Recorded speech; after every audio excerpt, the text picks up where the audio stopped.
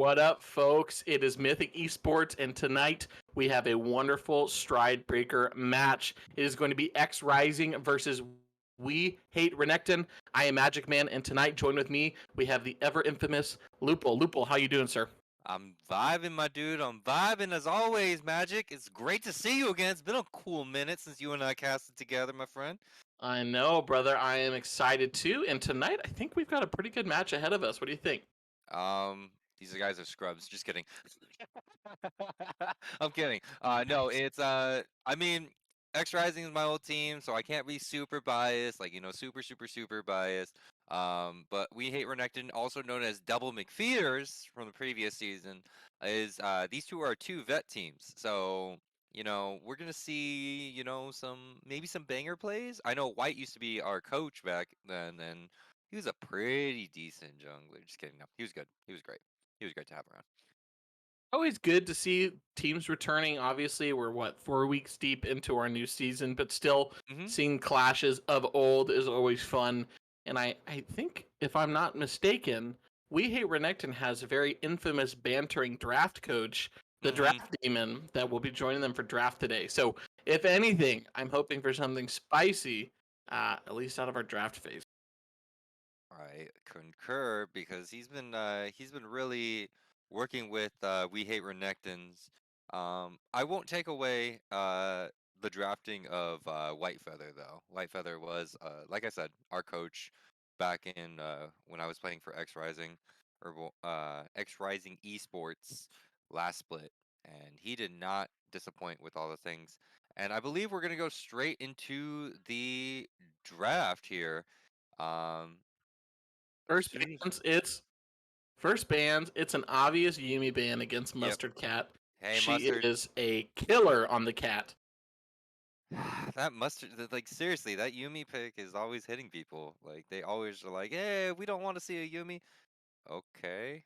Now, She We Hate Renekton was taking a little bit longer on their bans here, but XRising seems to know exactly what they want to take out. That was the fastest ban phase that I've seen in a long time. So Yumi, Zach, and Vladimir taken away from XRising, and first pick Wukong going on over to We Hate Renekton.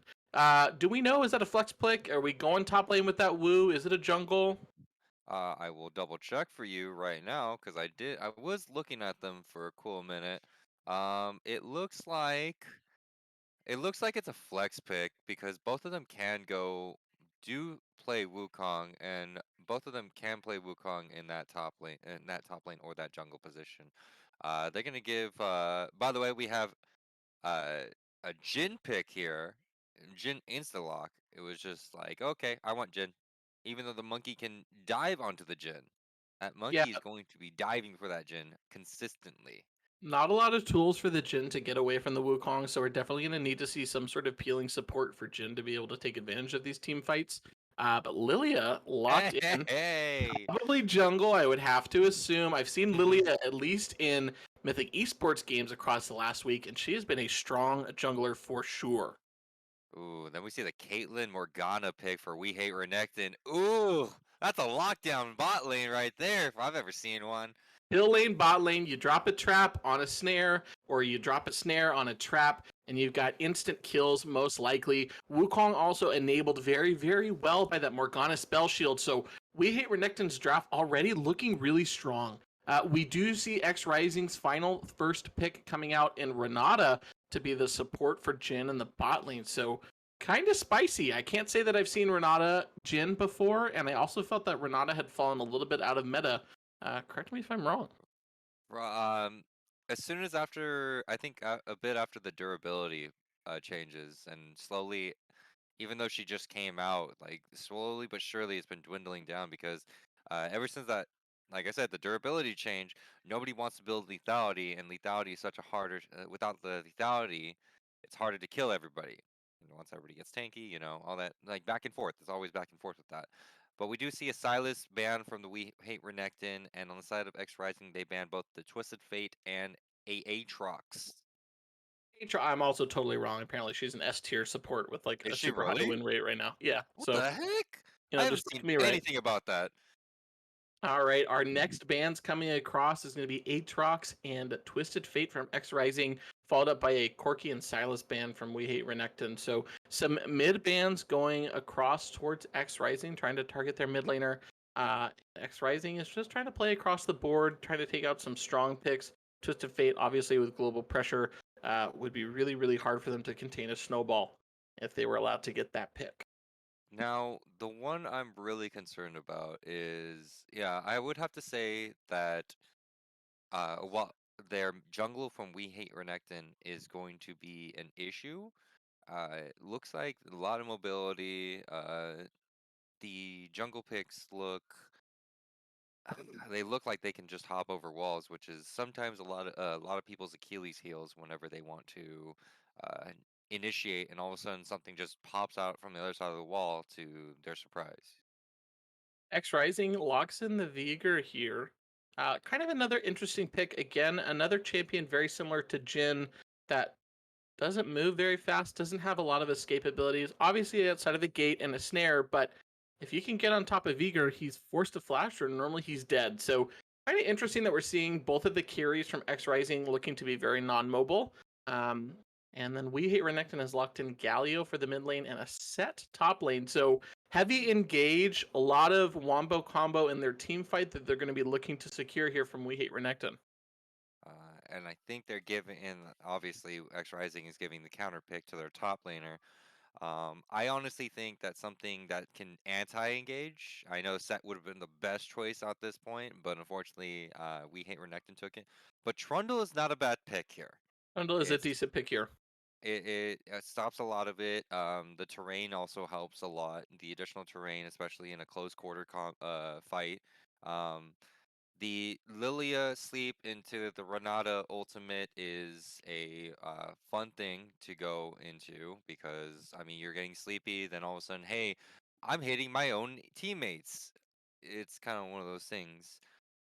But we're gonna go down the line really quick for both teams. I guess I'll take X Rising if you don't mind, Magic. For brother Uh, man. I will take for the top laner Techi Tets. For jungler White Feather, XRES Cappy in the mid lane. Not so dark, our very own not so dark, everybody. Yes, and Mustard is AD carry, and Mustard Cat is support. And if you don't mind, Magic. Yeah, and for the side of We Hate Renekton on a blue side here, we have Aztec War Priest in the top lane, a Wild Snom in the jungle, Galax in the mid lane, and a Mr. Bean Daddy and Mage's Knight coming up in the bottom and support for We Hate Renekton. All right, everybody, we do have predictions live in the chat, so go ahead and toss your points. I did see as soon as predictions went live, someone dropped 20K on XRising Reborn. So here's the deal, folks. There are a lot of mythic points to be taken on tonight's match if We Hate Renekton is able to secure game one. So make sure to get your points in there. There's a lot on the line for our valueless currency. Speaking of which, Lupul, let's talk about these drafts. Let's talk about these teams. If you are putting points on this game, if you are deciding to pick who's going to win, We Hate Renekton, XRising Reborn, who's got the better draft? I will I will have to say uh we hit Renekton drafted a lot better. I see what X Rising is trying to do, but we hit Renekton with the initiate from both the Wukong into the Galio Wombo combo, and their backline is very strong with the Caitlyn Morgana. Because I've seen damage coming from Caitlyn, even though these changes have gone through. Um, they still do a lot of damage. That Wombo combo is still a lot. Um, as for X Rising, like I said, I don't see what they're doing. I think they're trying to do guerrilla warfare. I think they're just going to let Techi Tets just split push and the rest of them just stay as four. But that's an issue if they let like if Techi oversteps his boundaries, allowing We Hate Renekton to just collapse on him. So I will have to say We Hate Renekton. Yeah, I think that makes sense. I agree with you in the sense that We Hate Renekton. It is just an easier comp to understand. Like they have a very specific objective. They are going to look to group for these team fights and force some wombo combos. XRising, although has a pretty good scaling comp. Jin an okay to bad AD carry early. Once he starts to get those crits up and running, can be super dangerous in the late game. And obviously, Vigor, being one of the biggest scalers in the game as a mage, is still going to be able to do a lot of damage. Maybe not so much against the tanks and Galio and Wukong, depending on his build, but pretty easy to blow up a Morgana or a Caitlyn once you've got 1,000 AP. So I'm going to agree with you on game one here. I think there's a lot for us to learn based on this draft, but We Hate Renekton is also going to be my pick and my vote for the beginners of game one. I will have to like you said, I think we both agree that I think XRising is too big brain for us. We might not be understanding this. But before we get into a bit more farther into it, we're gonna go into a quick little sponsor. We're gonna shout out our sponsor, ProComps. Uh, we're gonna have a little advertisement after this. So ProComps is a tool for League of Legends teams, coaches, and individual players that want to take their game to the next level. They offer live insights and suggestions such as power spikes, champion suggestions, and useful warnings that will help you make the best possible selection and outcome. Not only that, but they have counters and synergies, tier lists and patch updates, comp builder, and so much more. Check the link in our about section to see for yourself. Thanks, And Pro Comps. oh, okay. Okay. This is This is what our pro comps normally looks like. It basically tells you how the synergies will go, what the mid to late game is going to look like.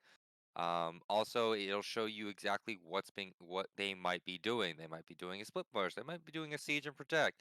It's an all around, and also it shows in the very middle of that. It shows you the game style strategies that they could be potentially doing or they will be doing. Um, do Alright, so if that looks interesting to you, just click on the link down below and start your free trial today. Yeah, ProComps is super cool. I do love the fact that it literally is giving you live updates right as you go into the game. I mean, good thing our players can't see that unless they've already downloaded their free trial, but hey, maybe there Hey, is some insight to gain from some of these team comps here. yeah. We're gonna have a quick ad show. RIP headphone users, please turn down the volumes really quick.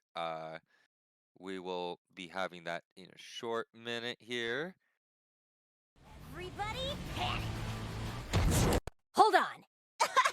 I'm about to say something really cool. 3, 41, 9, and lift off!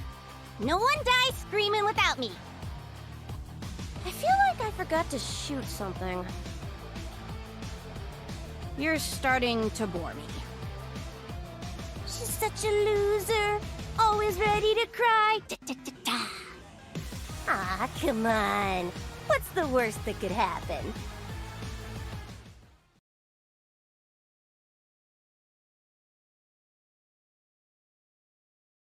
All right, folks, we are about to cut to a brief intermission as our teams are getting ready to dance on the Rift. Stay with us. Don't change that dial. We've got XRising, Reborn, and We Hate Renekton coming up in just a few short moments.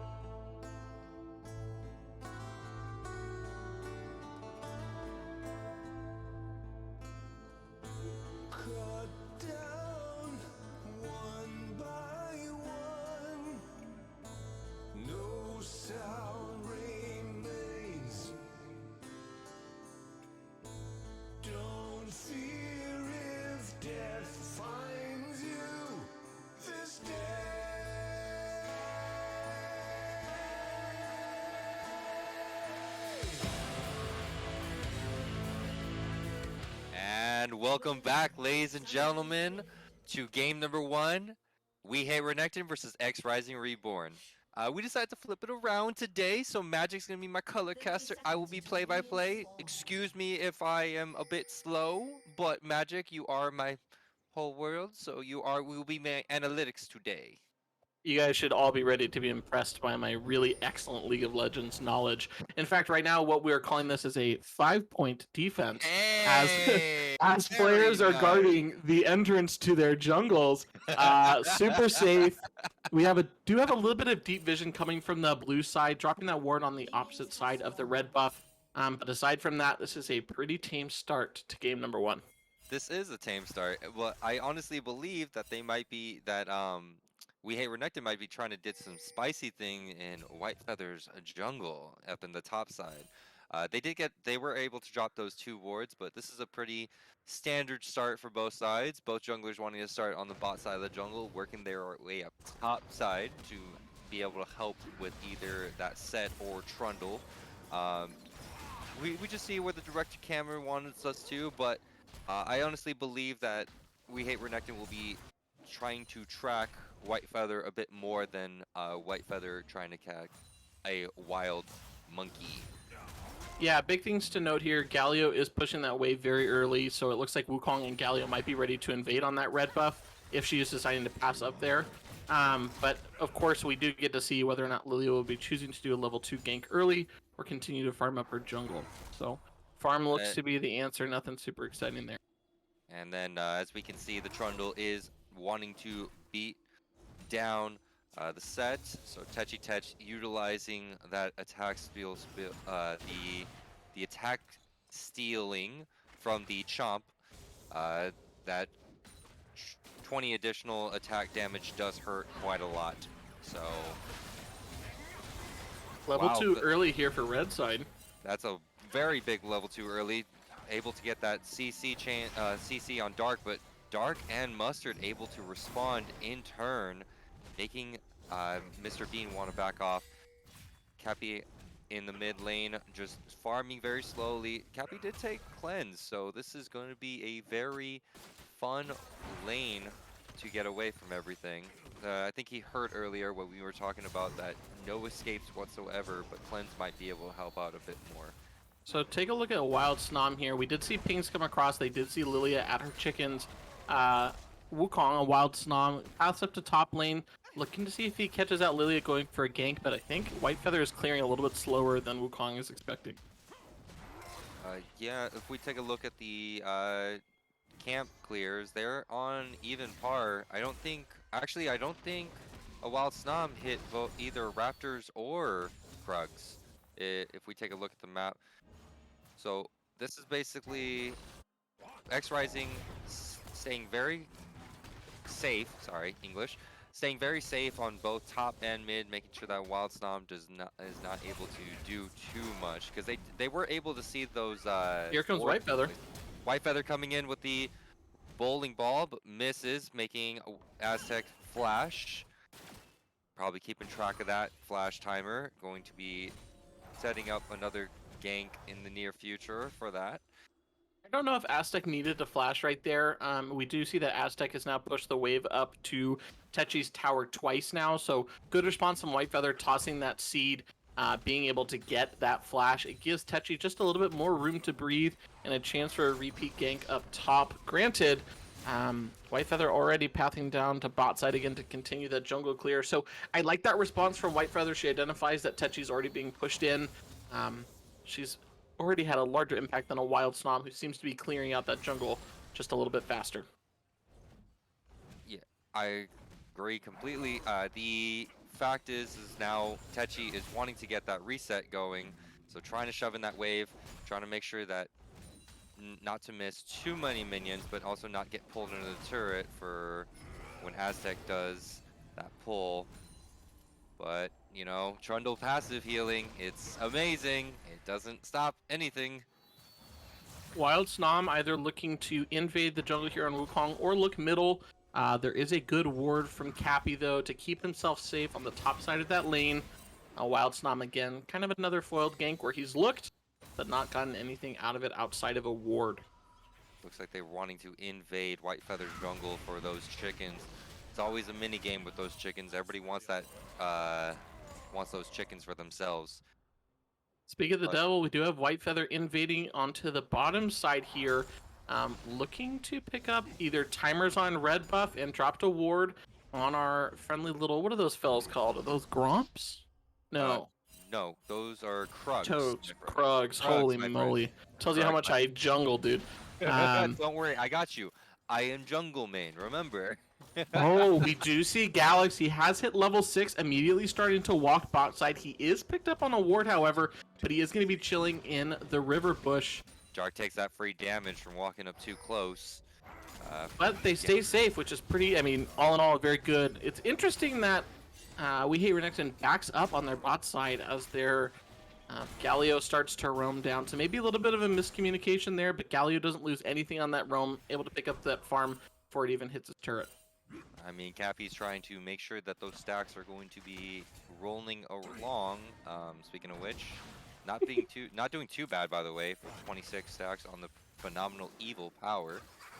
And looks like we might have some, might find some action in White Feather and Snom. White Feather dropping all that damage that over time, and baby caged on the Galio.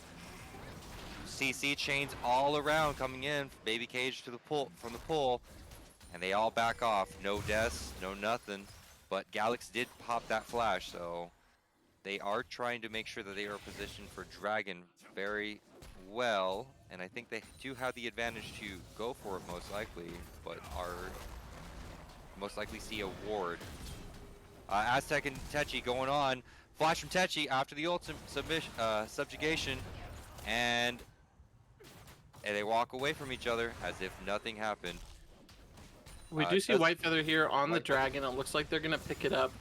Something really interesting to note here. First of all, they had that beautiful 4-on-1 where, holy moly, is Galio tanky with an amp tome.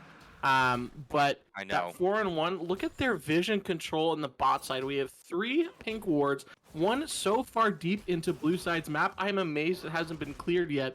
But they look to almost get a pick. They force out a sum, and then they go and take the dragon, the first dragon of the game.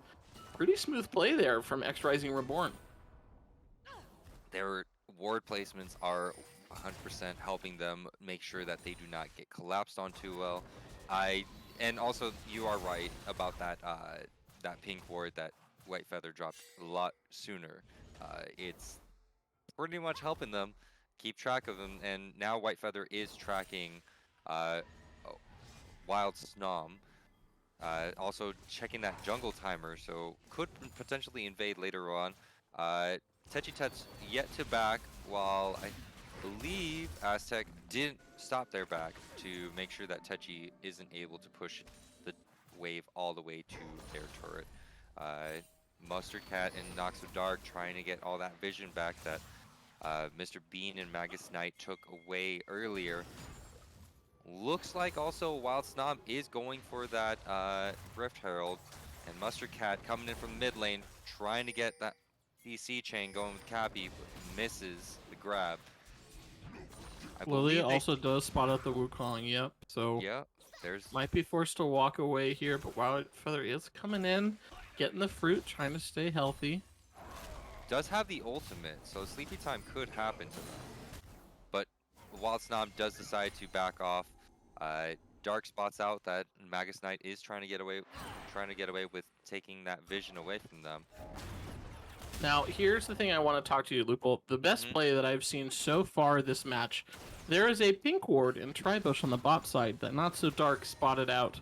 He starts autoing this ward with only 3 of his 4 bullets, and he immediately started rage pinging, help me, my support, clear this freaking pink ward.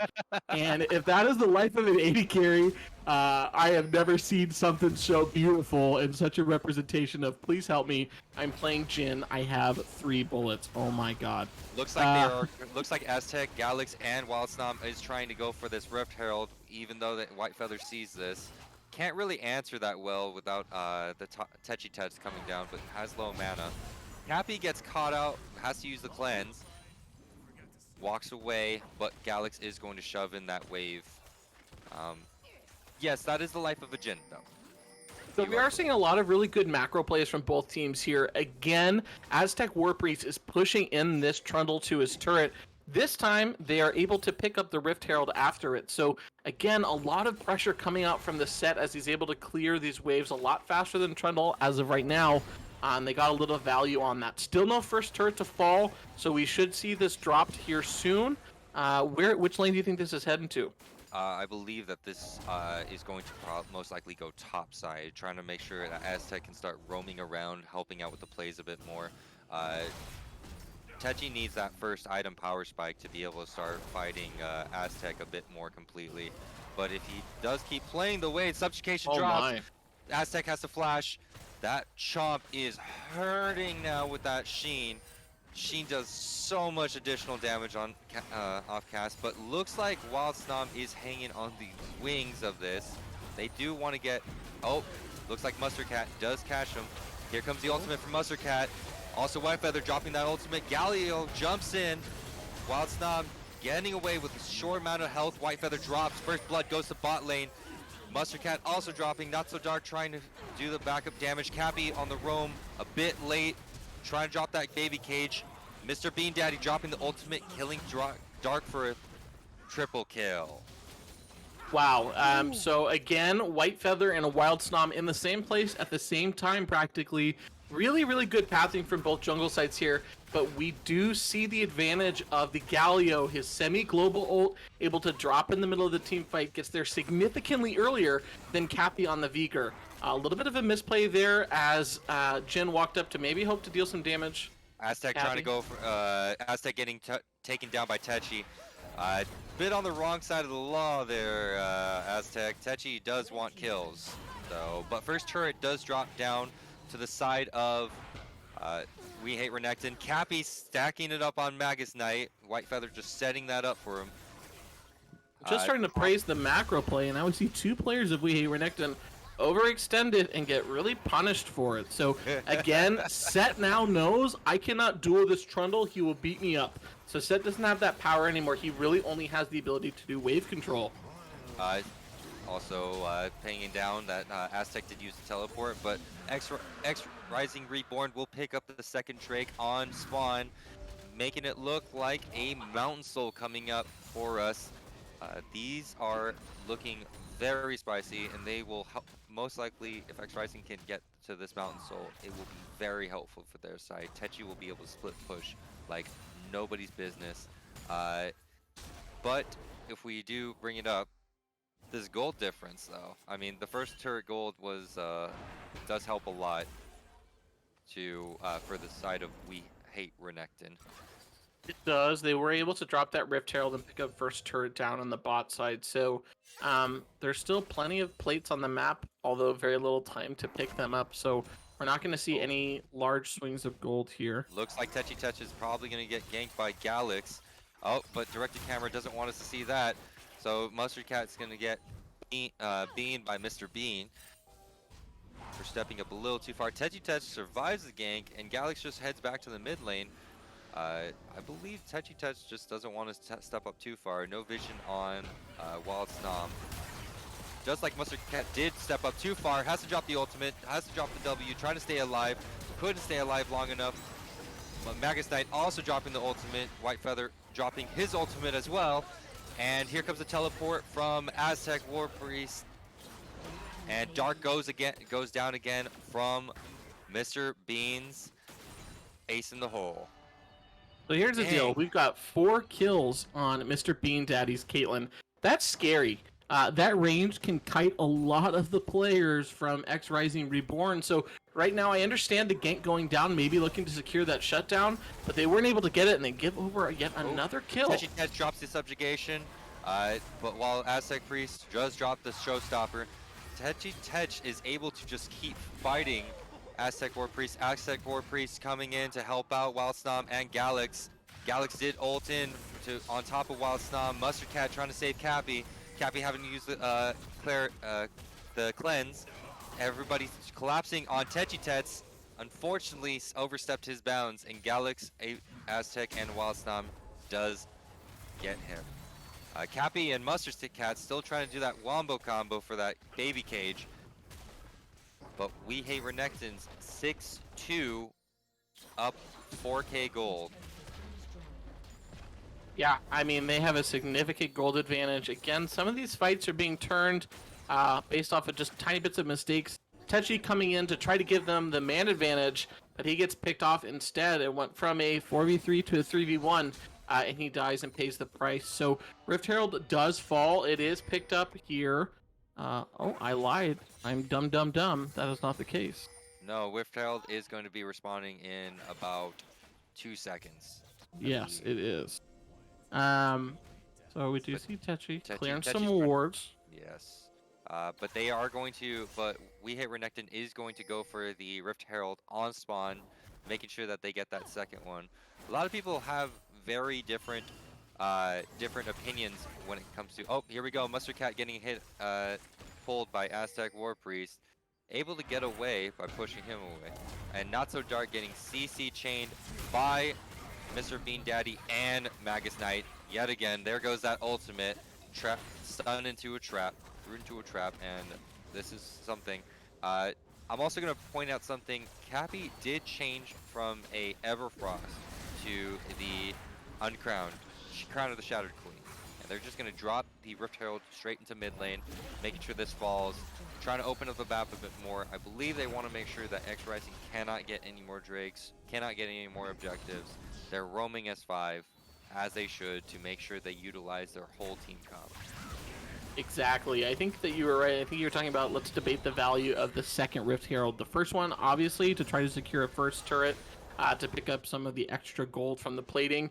Huge swing. The second one normally will always happen after our plating has fallen. Where do we get to use it? Well, Renekton does the perfect choice. They drop it mid lane. They take that outer turret. No more outer turrets remain, and you're right. XRising Reborn is taking the 2 first dragons. I would be amazed if they are allowed to secure this third one here. But as I say that, they are grouping as 5. We are going to see another large team fight coming across for this next dragon. They are trying to roam S5, so I don't believe Techi Tets might be going for that, split push kind of strat. I believe that they are going to try to utilize Techi Tets by taking away all the tank stats. Techi Tets having to step away to try to push out that mid lane turret, but mid wave, but I don't believe he's going to be able to. We Hate Renekton's just basically getting rid of all that vision that XRising did set up. Dark opens up with the curtain call. White is able to get his ultimate off, doing the stun. Magus Knight in the middle of everything, CCing everybody. Here comes the ultimate from Galix right on the back line. Mustard Cat having to run. Techi Tet's getting knocked around by Galix and Aztec War Priest. Cappy able to use Primordial Burst onto Galix, but has to run away while Wild Snom is chasing. And Mustard Cat and Cappy are the only 2 surviving. 3 for 1 on the side of We Hate Renekton. 3-2. 3-2? 3 for 2. 3 for Yeah. 2, I'm sorry. 3 for 2 for the side of We Hate Renekton. Magus had an absolutely beautiful flash Morgana engage, dropping the gold, and was able to get in there and cause some mayhem to start the fight. But here we do again see the weaknesses in Cappy and in Dark on their champion choice. They have no mobility. There's a lot of lockdown and CC coming from We Hate Renekton. When you're behind in gold, that's your biggest enemy. If they can't put out what tiny bits of damage they do, the team fights aren't going to go in their favor. However, that team fight lasted a lot longer than I think it should have. It did, because it was one of those things that I think that they were able to. Magus Knight trying to get all this vision, Mustard Cat trying to get rid of their vision. Morgana is a bit more scary than Renata at this very moment in time. Mustard Cat is trying her best to get all those ultimates down.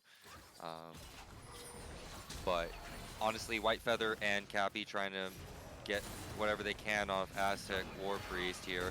Aztec using the Showstopper. Dark is also there. Looks like 4 members of XRising are going for Aztec, trying to get whatever the gold they can over to their team. But Aztec staying alive for so long. Somebody get the kill. There goes my voice crack. Jesus. But finally, Mustard Cat taking the kill. using so much just to take out Aztec. Mr. Bean Daddy getting stopped by Techitets in the bot lane, but Mr. Bean Daddy has two items in and can hurt Techi a lot. All I'm going to say is that if this is solo queue and I'm Aztec War Priest, I'm screaming at my team, there's 3 of them on me, guys. Why aren't you taking a turret? So a little bit, possibly a bit of miscommunication there. Aztec pulled a lot of valuable members away from XRising Reborn, and Blue Side wasn't able to get anything out of it. So a little bit of a blunder there, not huge, but again, just slowing down that momentum. XRising Reborn trying to claw back and get any kind of gold that they can across the map. 5k, almost a 5k, yeah, 5k gold difference going on between We Hate Renekton and XRising Reborn. How would you get everything going for XRising? How would you get the ball rolling again for them? You need vision. You need vision badly, because right now you can't face check a lot of things, so you need to move around as 5, try to get vision on the map so nobody gets caught off guard. Vision then also helps you so you can start getting picks. We know that We Hate Renekton are feeling pretty strong, and a few of them are walking out around by themselves to try to gain some control. So that's what I do. Wards, wards, and wards. Wards, wards, and wards. All right, thank you. Mustard Cat almost getting caught up by Magus Knight, but Magus Knight says, nope, you can't touch my ward. Like as you said, vision is going to be the thing. Techitets and Aztec both in the bot lane. Techitets has yet to drop the subjugation. Drops the subjugation on Aztec War Priest. Aztec drops the showstopper. Techitets is just wailing on Aztec, and here we go in the mid lane. They also started a fight of their own. Galix trying to make sure that Wild Snom stays alive. Not So Dark trying to dish out the damage. Curtain Call is still available, so is Primordial Burst, but unfortunately White Feather had to drop their Lidding Lullaby. They had to drop the Lullaby pretty early. Techitets joins the fight, going for Wild Stomp. Dark dropping in the Curtain Call, making sure to do that, laying out damage. There goes Magus Knight. Galix is getting chasing down White Feather. Here comes the CC chain on Galix.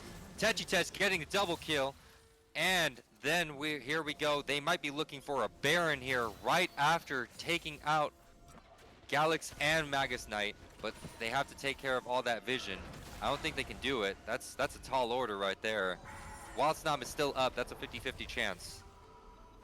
Beautiful job from XRising Reborn here. So not only did Techi pick up the solo kill against the set, which we know he can, he's been able to do that for the last 10 minutes, but the 4v4 that happened in mid lane resulted in no kills from when We Hate Renekton. That gave Techi time to run mid lane, and then they secure 2 kills off of that fight. Oh, here comes Aztec getting collapsed on by the whole team of XRising after taking that, but does Aztec getting just wiped out. Oh my gosh, here we go. That Gale Force damage from Dark is starting to add up. Remember when I was talking about the scaling from Vigor and Jin? What I should have meant is watch out for the scaling from Trundle, because holy smokes, he is a train that is not stopping anytime soon. Mr. Bean Daddy trying to get away from Techitets, popping everything and anything to get away. They do want to make sure that, I would believe that XRising wants to go after the Caitlyn, but oh, red team gets the 50-50 smite. Techi teleporting to mid lane to make sure that Galix cannot get that mid lane turret, and they immediately start pushing out that wave. They did, like Wild Stomp tried to get out. I had to use Flash to get out of that Dragon Pit after using the clone to jump over it. Nicely done. They are XRising climbing their way up. Like it was almost a. Oh, here we go. Galix getting the taunt in. Mustard using the ultimate to try to back everybody off. Nice job. Probably didn't have to use the ultimate. Cappy still had the cleanse on hand, but I guess using the ultimate has a lower cooldown than the cleanse. Looks like they're trying to get all that vision, and also they might be. Looks like We Hate Renekton might be going for the Baron play here, and XRising has no idea. And Techi did just recall back into base, so he won't be here anytime soon with no teleport. Oh, now they know. XRising knows that We Hate Renekton wants it. Dark dropping that curtain call. Mustard probably still doesn't have the ultimate. But here it goes. Galax. Oh my gosh. XRising steals the Baron. Here we go. And Dark is trying to back away from Galax. Cappy gets caught out by everything. Goes golden. Galax is going to pick up the kill most likely. Yep. Actually, Cappy kills Aztec with Primordial Burst and is still running away from Galax. Oh, here comes the Instant Hole. Bye. He knew he was gone. He knew, but he got everything he wanted out of that. He got a Primordial Burst. He got everything. Wow. What a crazy steal from Whitefeather. Now clutched on 2 smites across the last dragon here on Baron. We now have Baron buff surviving on 2 members of XRising Esports. Good for them. 3 members. Yeah, what a fantastic steal. Nice job, Whitefeather. Holy. Techi is just slowly getting stronger. Pretty soon, most of Mr. Bean Daddy's shots is not going to hurt. Wow, this is actually this is insane. By the way, Magic, I don't know how you do it, the play-by-play. I'm gonna be quick shout out to you while I'm doing this, and also you, Riley-on. Riley-on's doing our production, by the way, in the background. So he's laughing at me, but I don't know how you guys do this. I'm trying my best here. You're doing awesome, Lupul. It's hard to keep up with such fast-paced games, and if we're being honest, this game has been super fast-paced. If one thing is happening on the map, it's happening across somewhere else too. So what we do see right now, though, is XRising Reborn has come back from a pretty large gold deficit, and they have gold on the right people. Oh, Magus trying to do all that damage to White. So is Mr. Bean Daddy. That's a lot of damage coming from just a Q and a Q from each, both Mr. Bean Daddy and Magus Knight. So Go ahead. Go ahead. No, go ahead. I was just gonna say, if We Hate Renekton, I've got to look at so many times where we've had people get caught out and say, why are we doing this? We are losing a big lead that we've had. Techi wants Galax, takes down the turret just to open up the map again. Mustard Cat popping the... Oh, here comes Wild Stomp, ultimate in. But do they really want to fight Techi? Where's your team? Techi's right there, guys. Come on, you don't want to fight that. Techi wants Aztec. Mustard's going to try to give him the backup to do it. And then Whitefeather's going to just start laying out that cover fire. Techi is so... Oh my, Mr. Bean Daddy shoots backwards. Whitefeather does a sleepy Primordial Burst onto Mr. Bean Daddy. Pops him. Aztec War Priest jumps into the middle of XRising. Current calls drop in. Magus Knight is going to drop from Whitefeather, giving him a double kill. That was... What? What happened there? So we had a Wild Stomp going and get this sick 3-man knockup with Wukong, and his whole team wasn't there. He's forced to run away. Other players on his team come back and try to help him, and one by one they feed over their deaths. And right now we just saw literally a 3k gold swing in the last minute and a half go forward to XRising Reborn. That's crazy, and that was a huge ball drop from We Hate Renekton. Dragon is coming up in 30 seconds. Cappy gets caught out from backing. Might need the assistance. Oh no, this is gonna... Galax had to drop the ultimate on for Wild Snom. Cappy gets hit with the ace in a hole. They're having to run back. They're hoping that Whitefeather can join it back in. Here comes the teleport from Aztec War Priest. Dark has to run away as well. They probably couldn't have backed for too long. They can't back unless they want to just give up the dragon, which they probably might. Give up the dragon. Just give up the dragon. You're not giving up the dragon. Give up the dragon. It's not worth it. No, here comes the ultimate from Mustard Cat. Dark is there, as well as Whitefeather. Whitefeather might be going for the steal. Galax is in there. So is Aztec War Priest. So is the Wild Snom. Whitefeather having a flash. Here comes the teleport from Techi. Are they still going to go for it? Blue team gets the dragon. Oh my gosh, after all of that, they still get the dragon and no one dies. Just give it the dragon, guys. Give the dragon. You're ahead. You're ahead in gold, XRising. Please. You're doing well.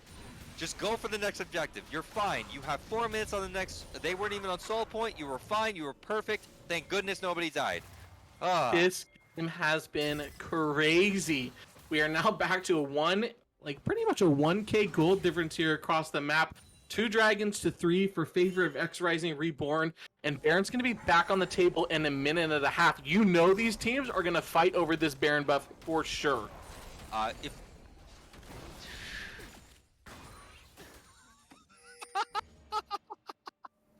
Magic, can we get an update on the Vigar stacks by chance, please? Holy smokes! Let me click on him. This little man here. Come back here. Where are you? What are you at? 215 stacks. He's at 810 ability power.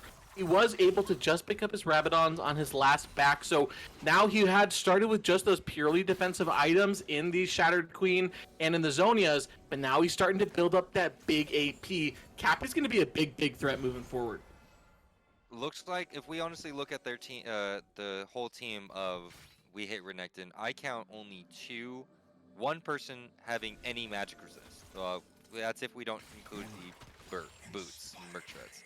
Does magic resist count against a Veigar? Does it really? I don't think it does. No, it's gonna start hurting. Cappy does not have teleport. Baron's up in 20 seconds, and he's the one trying to answer Aztec War Priest. I don't think this is a great idea, but it looks like they are trying to go on the way. Cappy's on his way. I think they might just give the turret over to Aztec. Yeah, No, it's very Cappy good wants to split from answer. Aztec. Cappy still wants to answer. Cappy really wants to answer. They have vision on the Baron. XRising has vision on Baron, so they might just go after Aztec. Nope, Techi is going to answer Aztec while Cappy starts getting with the group. I believe there was a whole bunch of communication in the side. Here comes Techi dropping the subjugation. Aztec War Priest trying to get through that pillar. Pillar placement very nicely. Here comes the showstopper. But Techi survives it and still very healthy, most likely straight on the way to the Baron to go for that Baron play. Now here's another mistake in that macro play here from We Hate Renekton.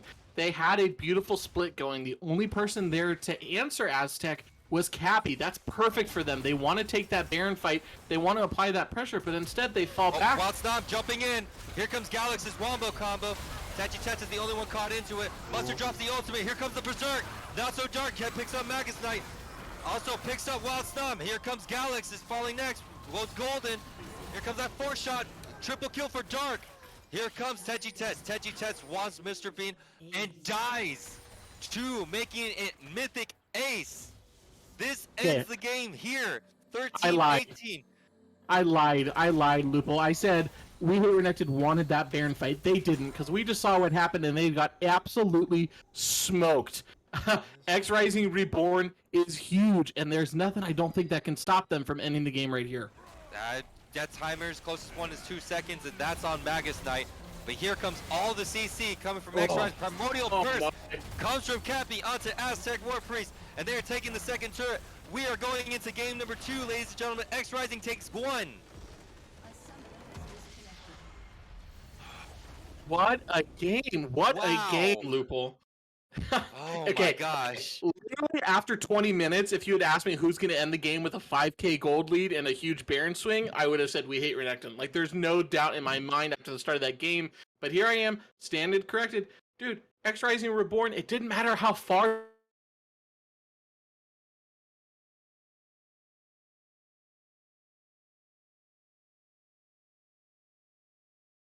they were behind. It didn't matter what players that they lost. They kept. Gotta point that out. Like Techi is just like, yes, you know what I mean. I'm trying to take a deep breath and everything like that. Man. Here's the deal. Sorry, my Discord crashes when League games close, so that's why I probably wasn't saying a single word right there. It's fine. Don't worry. League takes over everybody's computer. This is the reason why we play this game. $1 million client, by the way. So yeah, what a crazy game 1. Let's talk about what we hate. Yeah. Oh. Okay. We're not going to talk, actually. We'll talk after. We'll talk after. We'll talk after. Don't worry. We'll talk. But ladies and gentlemen, please hold on. Don't touch your browsers. We'll be back for game number 2. XRising Reborn versus We Hate Renektons.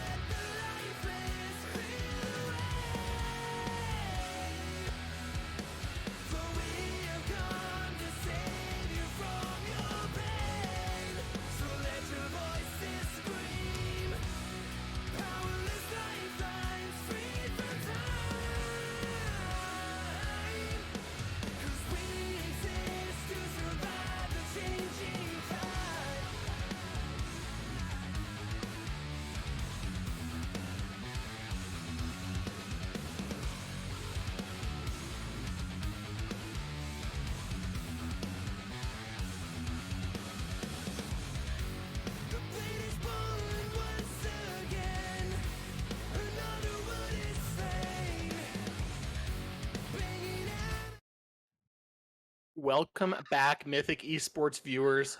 We are in the wake of a crazy Game 1. XRising Esports takes the W against We Hate Renekton. Lupul, that was a wild Game 1, dude. It was spicy, spicy, spice. And during the intermission, you were like, I get to cast some pretty sick games. I'm just like, yes, you do. Every time that we play, every time I cast with you, we get some spicy games. I don't know about Ryleon and anybody or Noble or anybody else that you cast with, but every single time that you're around, spicy.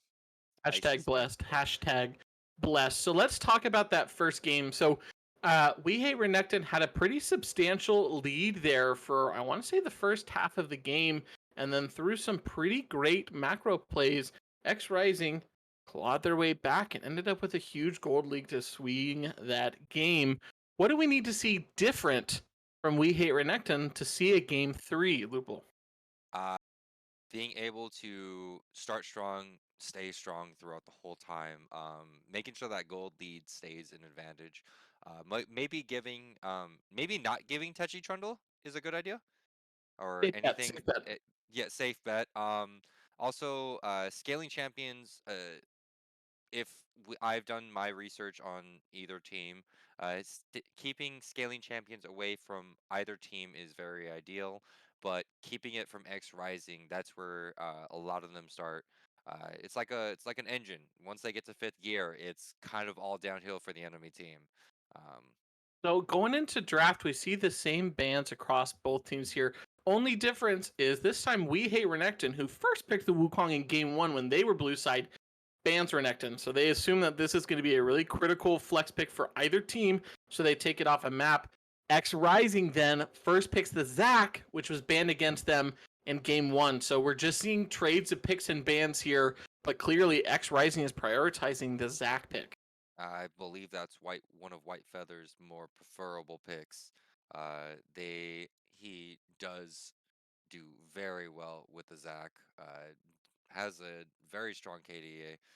By the way, if everybody wants to know, we are soon going to be having a little spreadsheet of our KDAs very soon. We're working on that. All right. If for stats wise, we'll be working on that very soon. So just be patient with us, please. So interesting pickup here. We Hate Renekton grabs the Renata on their pick. Normally you take red side, which We Hate Renekton chose to because they were the losers from game 1. So you normally pick that to get some sort of counter. I don't think there is an inherent counter to Zac, so they go ahead and lock in a pretty safe bot lane. Renata taken away from Mustard Cat, and Mustard can't play the kitty. But she picks Lulu. Man, dude, Enchanter support pools are so frustrating, bro. You're like, yes, no Yumi, no, okay, there's a Lulu. Like, oh man, dude, that's a rough. This is the typical Mythic Esports kind of thing, by the way. Also, We Hate Renekton wanted to try to take away a champion that they just got beat at. This is very standard. I mean, we also see that. Oh, it's a Lulu Kagba. It's a Lulu Kagama. So XRising looking to play way stronger in their bot lane this time around. Probably a lot more aggressive. And that's a lot easier to do when you're not facing down a Morgana Caitlyn bot lane. This is very true. And they decide they finally had enough time to think about it. They want the Viego into the Zac. I mean, Viego is a good pick, especially if, you know, Wild Snom can play every single champion that they're playing. So they have the mobility and also they know how to time the abilities and all such. Um, that's the thing about Viego, though. You have to hit those resets, and once level 6 starts happening, that's when a lot of damage starts coming out. But XRising does take away the TF, and We Hate Renekton, as I said, they get rid of the Trundle and the Victor. Great choices. Those are two great choices, especially from the side against XRising. Those are comfort picks, totally, for both Techi and Cappy.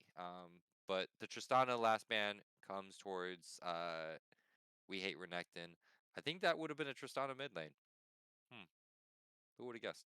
Yeah, interesting bans from XRising Reborn. Maybe they know something that we don't with that Tristana in the mid. I mean, it can be a pretty strong solo laner. A lot of early damage to try to snowball as Tristana does. Viego has been a champion that's been favored here in Mythic as of late. I think we actually saw Viego last night. And I think it was also played in TSM versus CLG today as well. So Viego certainly on the map as a really strong champion. Certainly not something to scoff at. They also pick up the Rise. So one would assume that's a mid lane Rise, but it can be flexed top. Is that correct? This is very true. So they have to decide whether or not they want to go into the AP or go against the AP. It all just depends on how they are feeling into this. Honestly, I believe that they will probably just pick both the laners here. They have to. But they picked the Vigar again, which is great because Cappy did very well into that. They just have to be very careful with the Viego little shrouds. I forgot what the name of it was called. I'm blanking on this. So Um, Cappy had a pretty great score line in that last game. I think he died once, maybe twice that whole time. So he did his job very effectively. Again, they do have some tools that can be scary for a Vigar, especially that Viego. Just like you're saying, when he comes out of that shroud, Viego's got a lot of good mobility to get through to Vigar. But we said that last game and said, hey, he's going to be in a lot of trouble.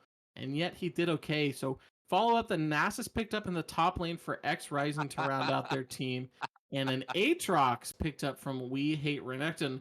Lupul, these are significantly different drafts. Tell me, who's taking game two? Um, I've seen this kind of thing come from XRising, and unfortunately, I'm gonna have to go with XRising. It's a double stack. It's a double scaling champions in the side of XRising.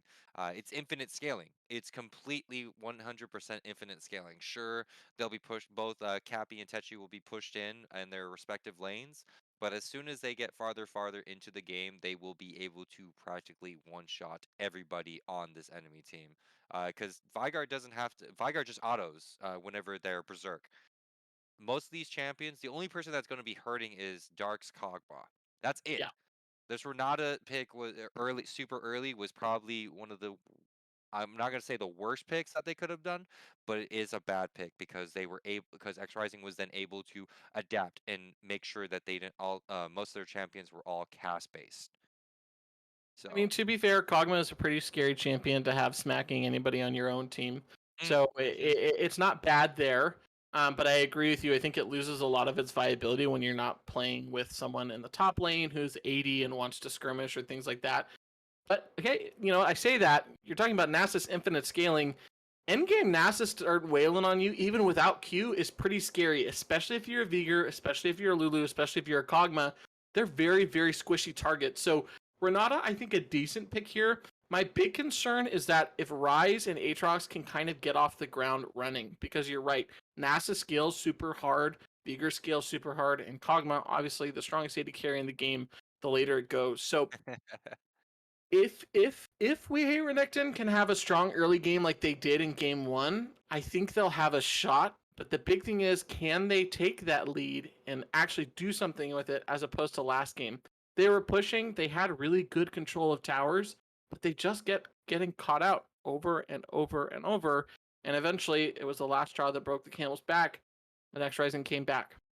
uh, we do have predictions up, everybody. So make sure that you put who you think is going to win game number 2, XRising or We Hate Renekton. We see a 7K drop from Mustard Cat. Wow, Mustard, you are ballsy.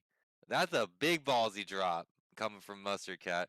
Oh, and unfortunately, there's some rivalry going on inside the Twitch chat tonight. Hidaka is also there, and Hidaka, being XRising's old AD carry, has voted against them on for the side of We Hate Renekton. So we see a bit Bad of that. blood. Bad blood, but hey, you know what? This is fun. This is all fun. This is all fun for us. We enjoy casting, so let's make sure there's not any bad blood in the Twitch chat, everybody. We're gonna just have fun with this. I know there's no bad blood. Okay, cool, awesome. Thank you, Daka. Thank you, thank you. We missed you. Daka, if you don't have any, I'm gonna bring some for you. Yeah, I hate their new AD carry? Question mark. Let's start the drama. No, We but are for real. not going into this. No, no. I've seen so much about that. Um, but we are going to see probably another spicy game. I'm just hoping that XRising can keep the momentum. I mean, sure, it is after a hype win, so they're on that high right now. Let's make sure they can bring it back down low. And I'm hoping that We Hate Renekton has a um, great mental reset, because it's all about that mental reset. Again, they came out super strong in the beginning of game one. I think that if they have a similar start in game two and they just shore up some of those mistakes that they made, this is going to be another very, very close game. I think I agree with you. I do love XRising Reborn's team. My thought is if it hits 30 minutes, like we definitely saw in the last game, they should take this. So hopefully I'm proved wrong. I'd love to see a game three. Nothing is more hype than a Mythic Esports 3-game series. But Oh yeah. again, they got to win early and then take it through to the end to be able to get there. All right, we're going to go on. I think we are going to go on a short spectator delay. So don't worry, don't touch those browsers. We'll be back for game 2. XRising Reborn versus We Hate Renekton.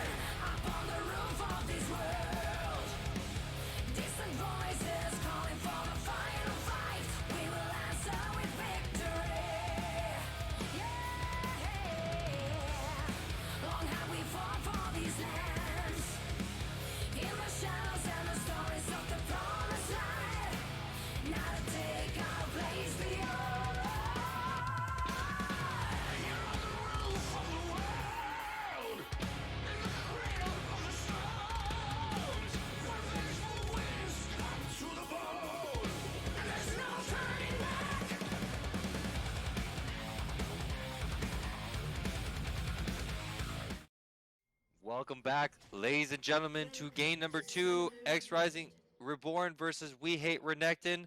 Here we have XRising going into another 5-point.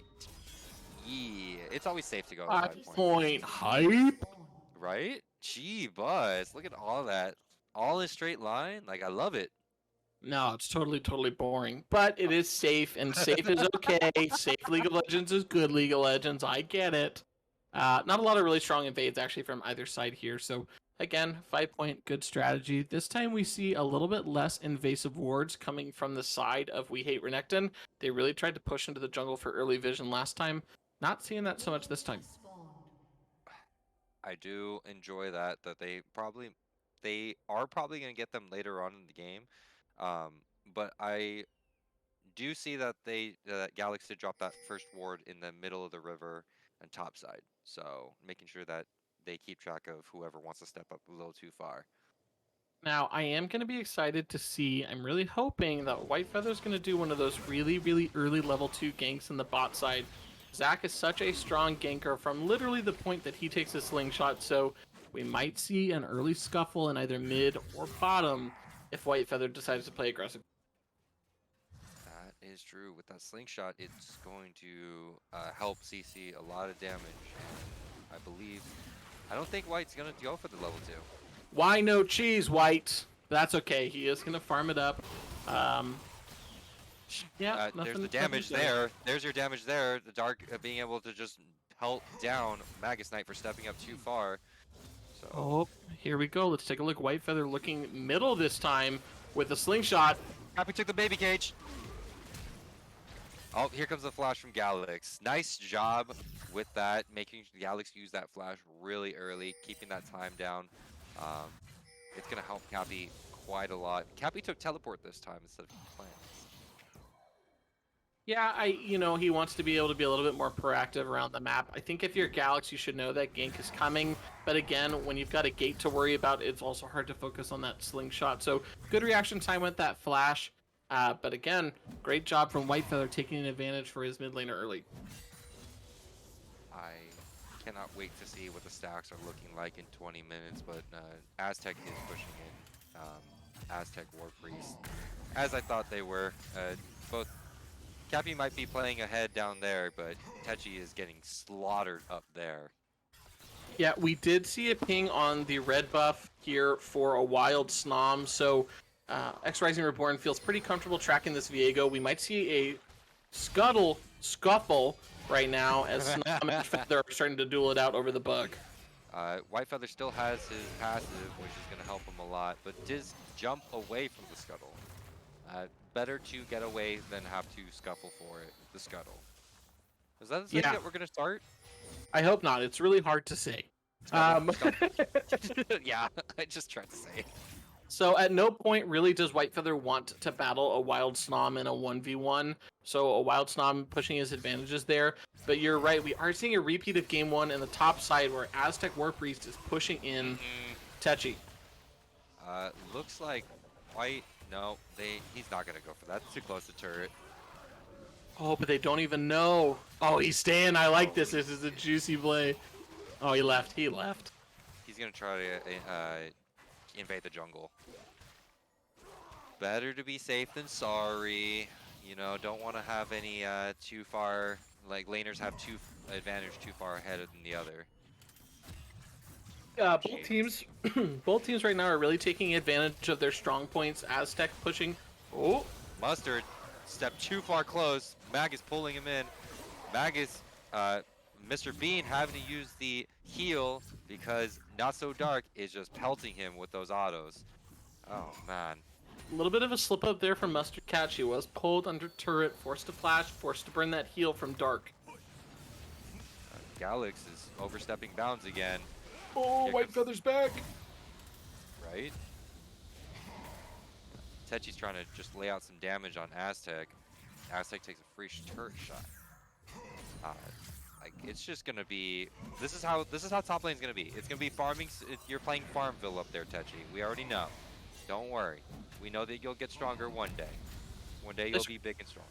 This early game has been much scrappier than our first game. A lot of trades going across in all lanes.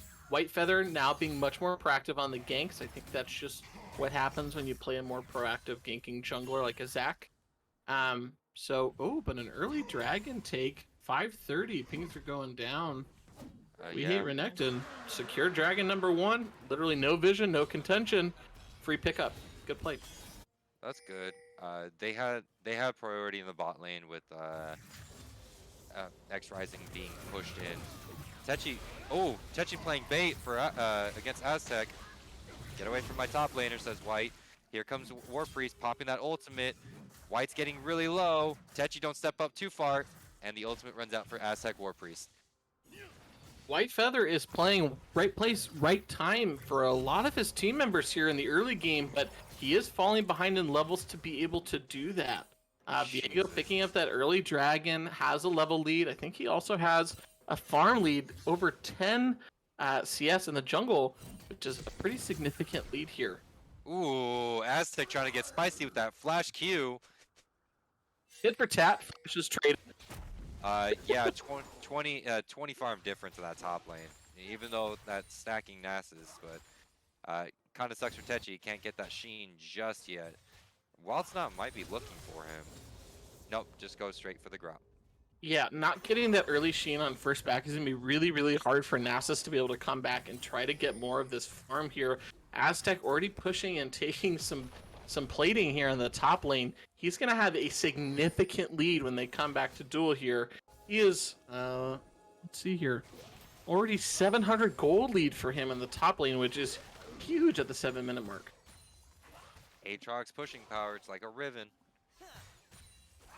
Yeah, Aztec really seems to be in his comfort zones on strong pushing champions. He's really comfortable bullying Techi in the top lane. This time also good ward coverage for red side here, so we hate Renekton trying to keep their top lane a little bit safer with these pushes. You see that deep pink ward there near the blue buff. Oh, you are correct. I see that now. Just a lot of pinks all over the place. They got 1, 2, 3 pinks on the field, but 3 pinks in very crucial spots. Techi pops the ultimate, wants to start bopping Aztec, and this is going to start hurting Aztec. Aztec pops his ultimate. There it is. Surprising trade here. Oh no, Techi might drop from this. That wither. Oh nope. The ult fell off. Yep. Trying to do the tango. Nope. Good try, Techi. Good try. Good ult from Techi trying to trade that damage, but he literally just has cooldown reduction boots, just those lucidity boots. That versus an Iron Spike whip, not going to be enough. Oh, here comes the gank in from Wildsnop. Oh, there you go. White Feather popping that flash just to get that kill on Wildsnop. Great job. Cappy's baby cage was perfectly timed. We just jumped right into it, right in the middle of that fight, unfortunately. Directed camera does suck. Unfortunate timing there for Snom. Flash for flash traded. Unfortunate timing there for Snom. He literally walked into the gate as it was disappearing and got stunned and lost his life for it. Oh, looks like White's trying to help out Techi by trying to give him that first kill. Come on, bop him. Get that wither. Where's the wither? No, he lost it.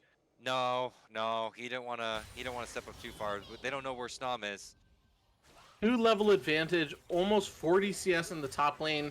I think top lane is lost. Techi just needs to sit under turret and farm those minions with his Q. Oh wow, nice flash from Snom and the ultimate dropping down. Oh, here it comes.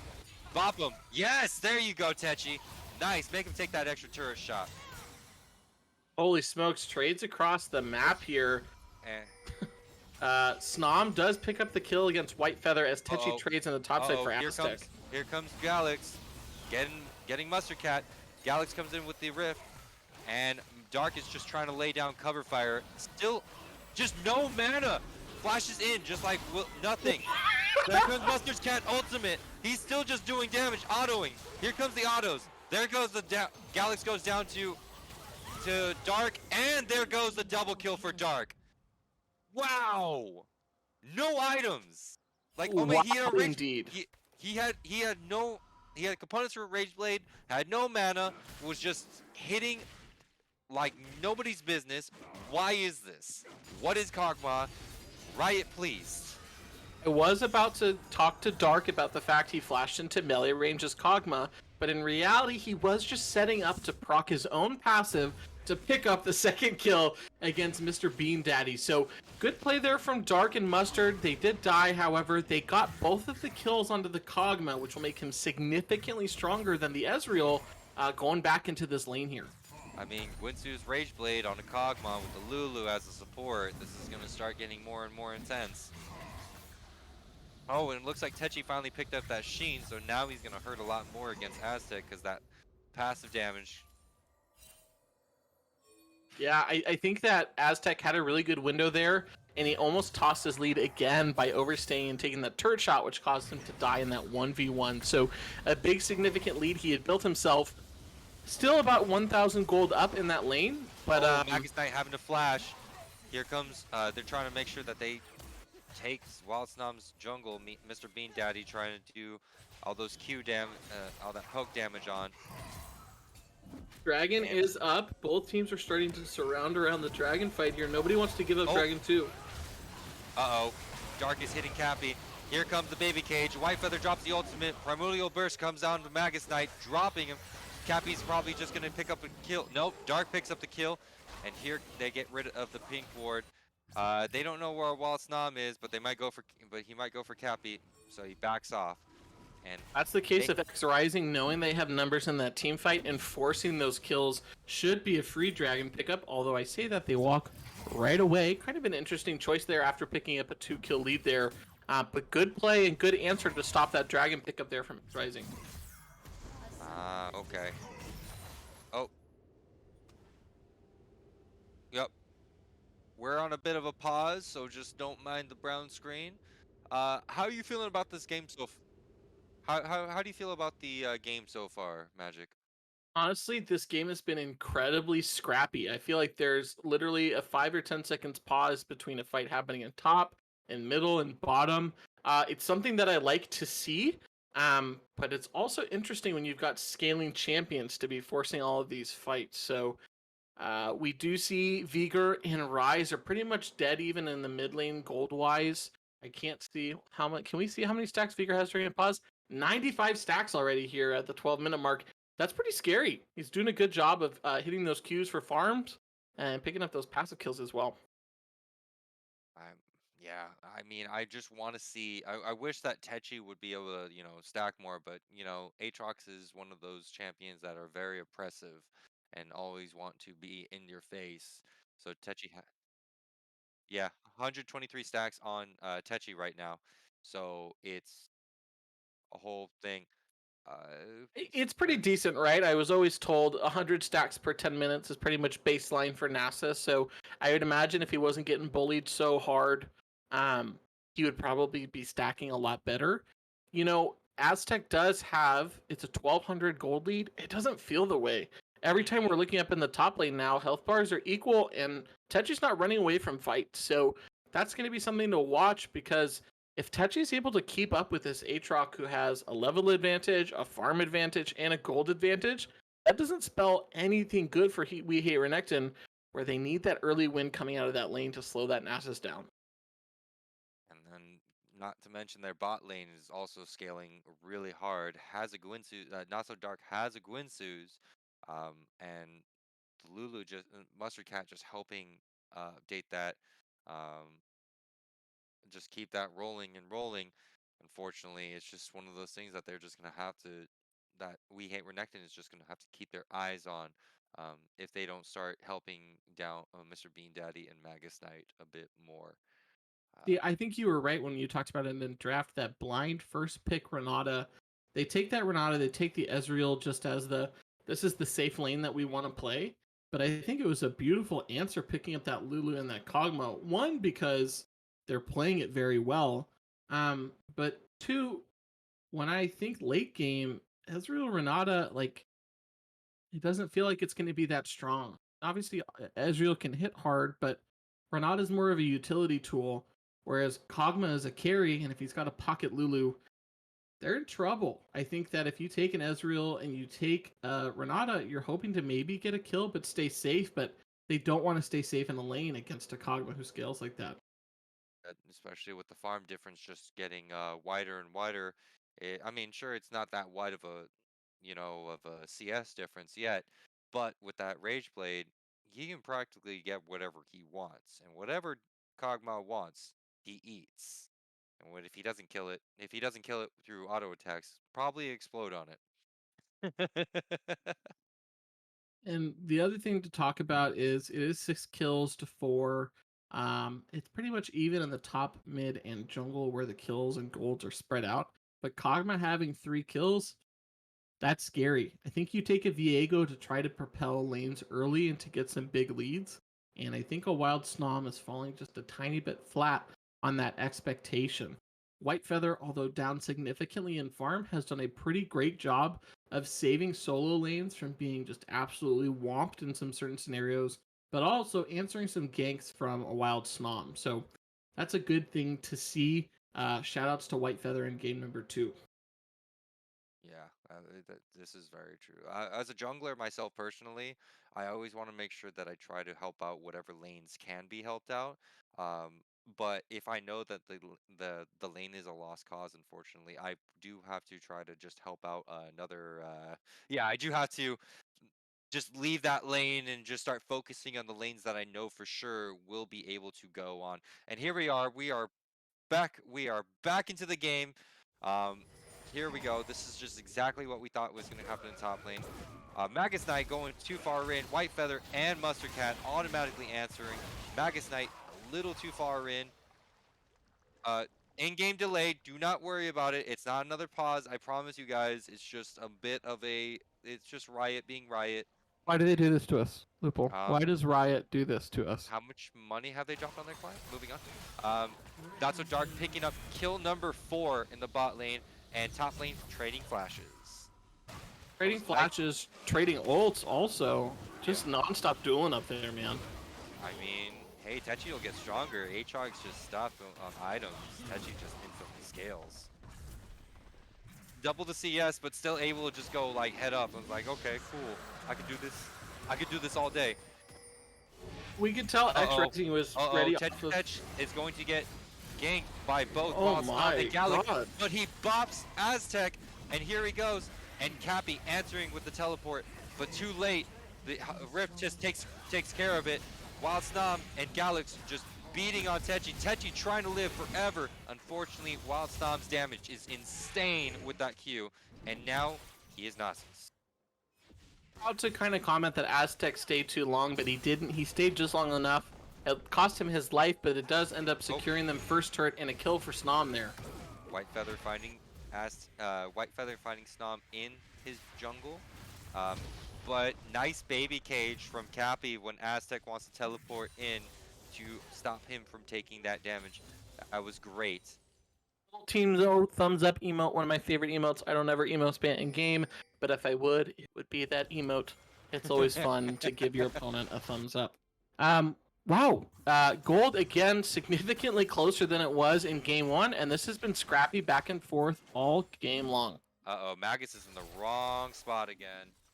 Might have to, doesn't have flash, but it's going to take everybody for a journey. But White and Cappy doing that CC chain. Cappy dropping the primordial burst onto Magus. I mean, so this is tough. As a support, you want to secure vision, you want to deny vision, you want to be the hero on the map. Here we go. White Feather jumping in on Galax. Galax having to flash again over the baby cage, but White did use his ultimate, so White is down an ultimate during this until it comes off cooldown. Dark stepping up, wanting to eat is Mr. Bean Daddy. La la la la la English. Eat your bean, daddy. That's a weird thing to say, Lupul. I know, I'm sorry. White Feather doing a good job again of some really strong ganks. We saw one right there after the pause, and then again there in the mid lane to pick up that kill. White Feather is doing a pretty good job of just being where he needs to be. He's down in CS, but it doesn't matter when you're causing and securing kills for your team. They're trading vision in that bot lane, though. This is going to just be more and more. We see some pings going down in that top lane jungle. I think they already know that somebody's been inside that jungle, and they don't want anybody overstepping. looks like we might be seeing a bit of a roam coming in from the bot lane to the mid lane to answer any sort of ganks that might be happening. But Galax is just gonna back off. Okay. Dragon comes Yeah. up in 2 minutes. Now we're playing a little. Oh. Magus Knight getting overstepping again. Here comes Dark's damage with that Gwinsu's. All that damage. Like, what? That one doesn't feel like an overstep. That one is I just got caught out in my own jungle trying to get vision. That one kind of feels bad there if you're Magus Knight. But again, Kog'Maw now 5-1-2 with a pocket Lulu. There's not much you can do, and you get caught out alone against those two. And it looks like Dark and Mustard just want to say, hey, I'm stepping up. I can go wherever I please. It's like Pluto, but smaller. Really great showing from those two out of the bot lane. A substantially better showing than in game one. They're just being able to be around and do more as a duo there roaming. Aztec again, still pushing minions to turrets, but a little bit less effective against Anasis, who now we're 6 minutes later than we were before, up to 220 stacks. At some point, you don't want to funnel him minions, right? Like you're kind of feeding into what Nasus wants now that he doesn't really worry about the duels anymore. Cappy's at 128, phenomenal heal power. You sure you want this fight? And here comes Whitefeather again, going after Galax. Isn't able to flash that, but has to get out before Wild Stomp comes in on the flank. Ults in, trying to get Cappy. Whitefeather overshoots the slingshot, and Wild Stomp gets away with his flash. Wow, that's insane. That was a nice play on the side of Wild Stomp. A lot of initiate, a lot of mobility use, but Techi having to use his flash top side though. Looks like they're getting ready for that dragon 20 seconds. Yeah, we do see Ryze teleporting to the mid lane here. We are probably going to see another 4v4 team fight here over the dragon. Techi does have TP available. Daddy getting caught out. Sorry. No, don't apologize. He was caught out, but he's able to get out. Ezreal, a little slippery guy, able to avoid Cappy. the gank. Yeah, we hit Renekton giving away that dragon for free. I mean, and then Techi have to step back from Aztec maybe. No, I don't think so much anymore. I mean, Aztec does have that gore drink. There's that healing from the gore drinker. Aztec is doing the best that he can. He's still pushing these turrets. He's getting this gold for his team across the map. He's being a split presence. I don't know if it's going to be enough. I really don't, especially if he's split pushing, keeping the Nasus away, and his team's just giving away those dragons for free. And then it looks like Dark and Mustard are trying to make sure that they're present, that they're using all pressure. Sure, he may be down the CS, but look at that, 5-1-2 for Dark's Kog'Maw. And Techi did just pick up his Divine Cinder, so that's going to be fun. Snom and Galax this time ready on a Rift Herald to pick it up right off the spawn. So they're going to grab that, try to probably drop it middle so they can start securing all of these outer turrets. Got to collect them all Pokemon style. This is similar to game one with We Hate Renekton having those turret advantages. But this time around, Dragon's in favor of XRising. I say in favor, didn't XRising also have a dragon lead in game one too? That is correct. Yeah, this is pretty much a mirror of the game macro-wise at least. Whitefeather might get caught out by Galax here, but Cappy trying to drop that baby cage, trying to give him an out.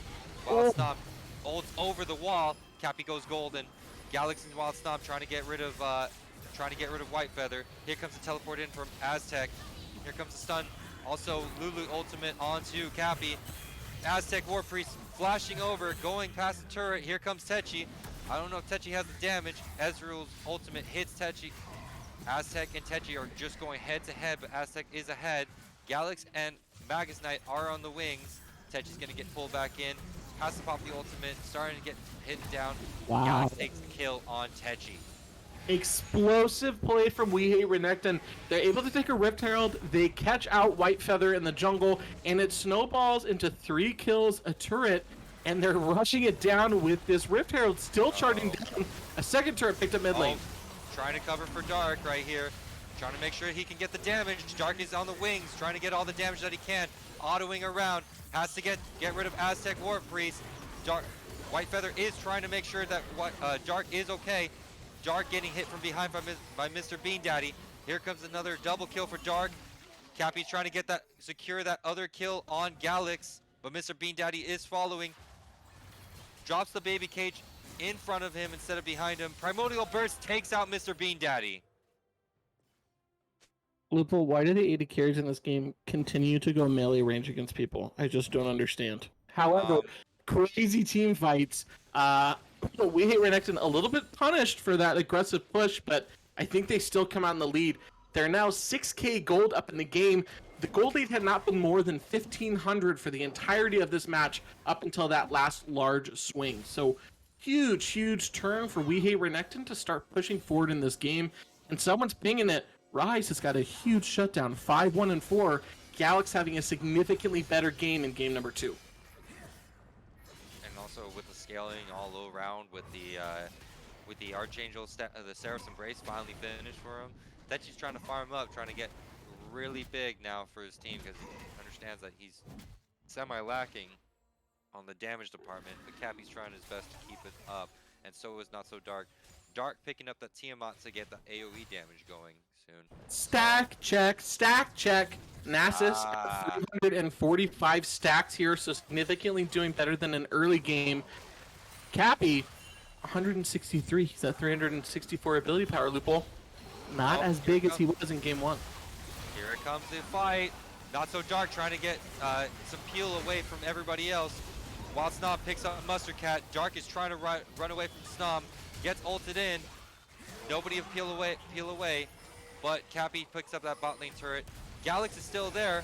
Here comes White Feather trying to slingshot in. Wow. Cannot make it. Cappy's teleporting in, trying to help White. Can't do it. Techi's right on top of Galax. Stacks him up. Gets an 850 gold shutdown. Can we talk about play from Snom? He did a beautiful job of transitioning out of that Kog'Maw body to shut down that slingshot there from White Feather.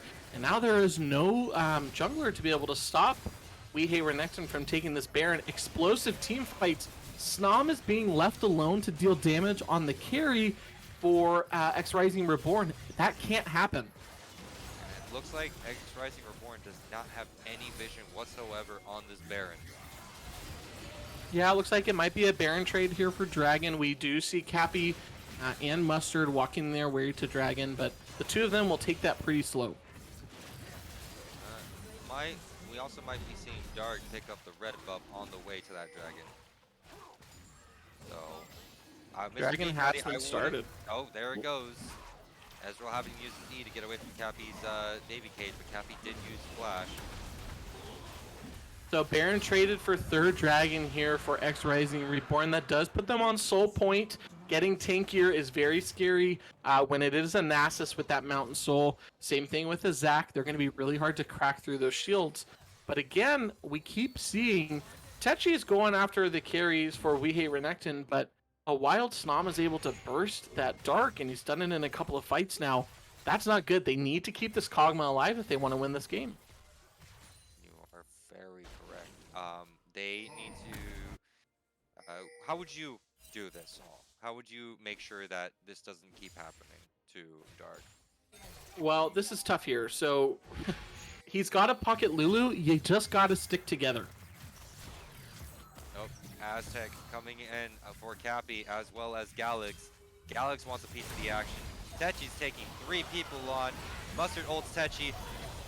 Magus Knight's ultimate drops down. Techi just wants stacks. Techi is stacking everybody. Mustard's just trying to give speed ups anywhere and everywhere she can to Techi to make sure that he can continue stacking. Here comes the Wither. Wild Snom is right there. White Feather's also jumping in, making sure that Snom can't get away. Techi's too low, cannot keep stacking.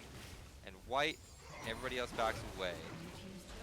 Bot lane though, Galax and Aztec are making sure, and they're trying to make sure that people cannot back. Yeah, Nasus is going to get back, which is a good thing for them here. But Aztec doing what he's been doing these last 2 games, pushing turrets and getting objectives. Oh, here comes the CC chains from Aztec and Galax. Cappy's also up though. Better start running. Here comes baby cages and the CC chains. It's going to be all a fight on who can burst who. Techi picks up the kill on Aztec. Galax is trying to play on the side.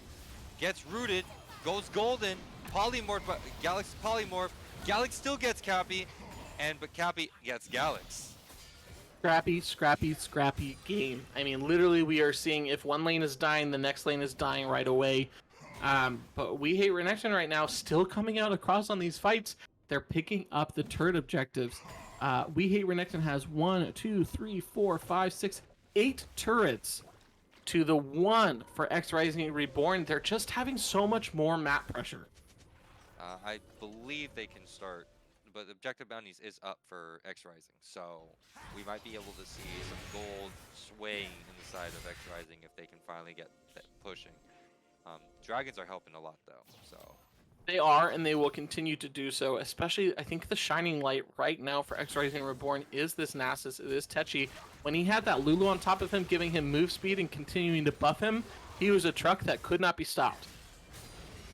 And I honestly enjoyed seeing both supports taking Shirelia's battle song, by the way. So both of them want to kind of go running at each other. Yeah, I mean, both teams really do get a lot from being able to move forward faster. Nasus loves it, Zach loves it, but so does an Aatrox and a Viego. So good pickups. That's Mustard's item that she's picked up in game 1 and 2. So she really, really does love that battle song. Here comes a jump in from White, but also here comes a teleport in from Cappy and Techi. They want to answer everything. They want to make sure that they go for anything and anything they can. Mag is staying alive by 1 HP. Not So Dark picking up that kill with his ultimate. They are keeping down the time. Couple flashes came from the side of XRising, and also their teleports. They're just gonna back up, trying to make sure that Aztec cannot take any more.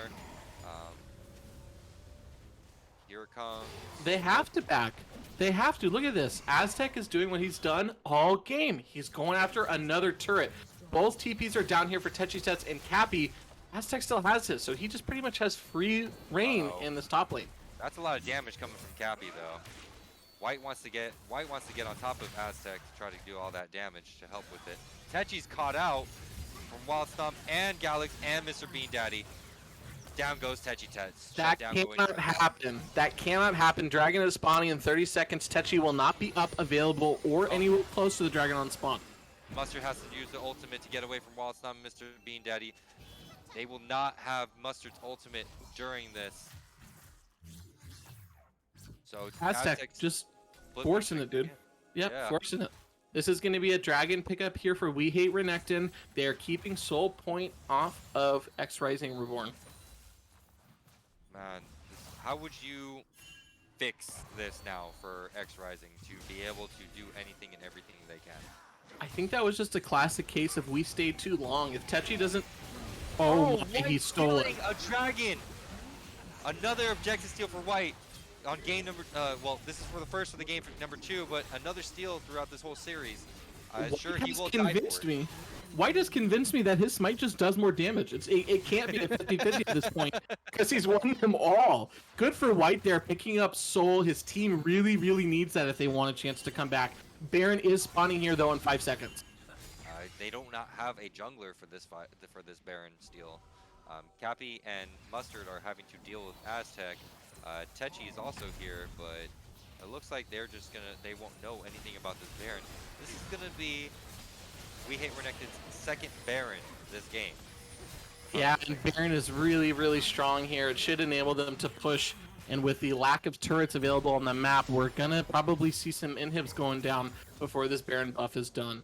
Oh wait, Aztec, leave those turrets alone, my guy. Leave them alone, dude. I just realized that's Soul Point. That was Soul Point for XRising. So they now have Mountain Soul. So now They do? Techi and White are now stupid strong in the tank department now. And, They are. Can we get a stack check from Techi and Cappy? Stack check. 550 stacks on Nasus for Techi Tets there, and Cappy has 210 with almost 800 ability power here. So yes, stacks are starting to get to the point where I don't think anyone will be able to fight a Nasus. They have to 3v4. They have to 3 or 4v1 Nasus to be able to. but I don't think. Nope. Here it goes. 3 of them coming in while Snom and Mr. Bean Daddy and Galax all coming in. And here comes Magus Knight, all going after that. no. That's major overstep. You're biting off more than you can chew, Techi. You're biting a You lot said more than you it. can chew. You said it. They need 3 members to kill the guy, and here comes 4 in the accomplishment. Baron buff now rushing down the bot lane. No exterior turret to stop them. This surely should be the first inhibitor cracked at this game. I don't know. We got the Dark also that has 4 items. So Where's Aztec? Is he off split pushing again this game? no, he's in mid lane. He's yeah, he's split pushing. Okay. Yeah. Okay, yeah. Hey, sir, you know you have a team, right? This guy No, has but- literally lived in solo lanes. What is a team? I'm sorry. This is solo queue, isn't it? Oh wait, no, this is a tournament. What his team? Yes. What? Wait, this is a tournament. I'm sorry. Just kidding. You're right, though. XRising doing a fantastic job of being able to clear these Baron waves. They were holding strong there, but this should be the first inhibitor down. A Aztec big trying to make- advantage. Aztec Big trying to advantage for push Hero. White Feather off, but White Feather wants in. No, he doesn't. Never mind. He does not. They have to start clearing the waves. They have to make sure that Dark doesn't step first. Baron Oh, with about a quarter time left. I can't imagine we're going to see anything else pushed here. But as I say that, here comes Aztec to try to fight the Kog'Maw 1v1. Galax getting caught by White Feather, getting Everfrosted, but here comes everything. Beautiful Ultimate stuff coming from in from Magus. Magus Knight. Here comes Aztec dealing all the damage. Mustard has to ult himself to make sure to get away. Dark trying to deal all the damage while kiting backwards. Teleport coming in from Galax from his base. Techi is up with the baby cage. White jumps in, trying to get into it, but there goes Magus pushing him away. Galax is getting bursted down by Not So Dark. White Feather jumping back in, trying to do all the damage. Has no passive. Wild Snom picks up White's Galax getting hit by Not So Dark. Dark and the Wild Snom just getting all the resets that he wants, getting away from Not So Dark's passive. A battle of carries there. Blows being thrown left and right. Techi lives for so long, but it wasn't enough. We do see Dark getting to the point where he literally is now getting to build just straight tank, and maybe, just maybe, it'll be enough to carry them through the late game. I'm not sure. He was hitting like an absolute truck there, but a Wild Snom is pretty much just dunking anyone and everyone he wants to. Honestly, we haven't seen Dark pick up a mythic item yet too, by the way. But Kog'Maws don't really have a mythic item, do they? Well, they don't need to. I think as long as you get Rage Blade and you get your Hurricane, those are pretty much, well, and maybe once you get Kraken, those are your 2 damage items, right? Kog'Maw then can literally just build full tank and be fine. So that's why we see the Ronduins. That's why we see the Hydra. We are getting to the point where XRising Reborn is scaled. Like, they are at the point where it is bad now. But as I say that, they keep losing team fights. It's that 5th gear, and they're even on kills, but they're down 7k gold.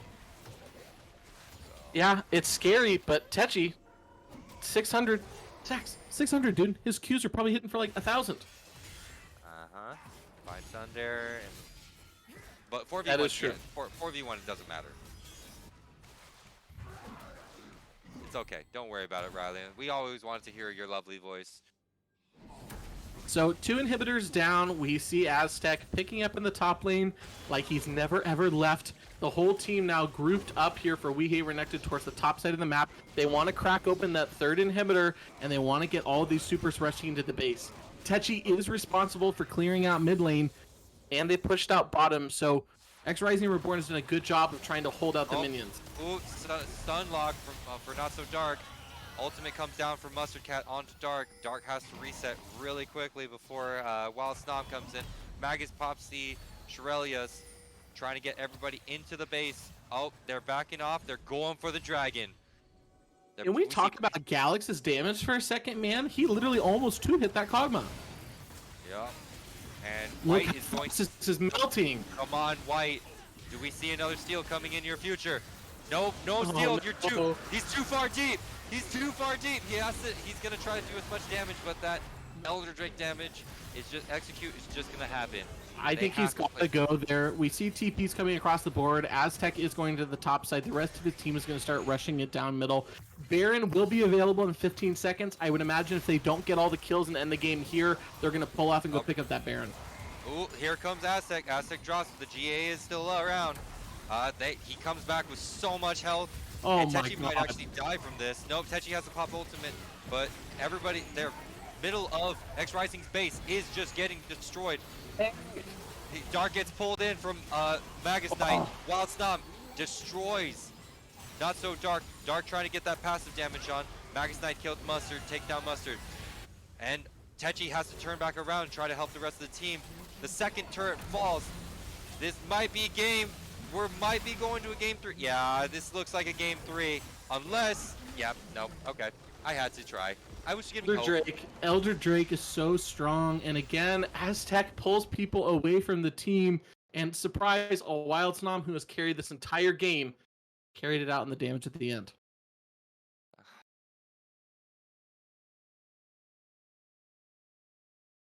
All right, folks.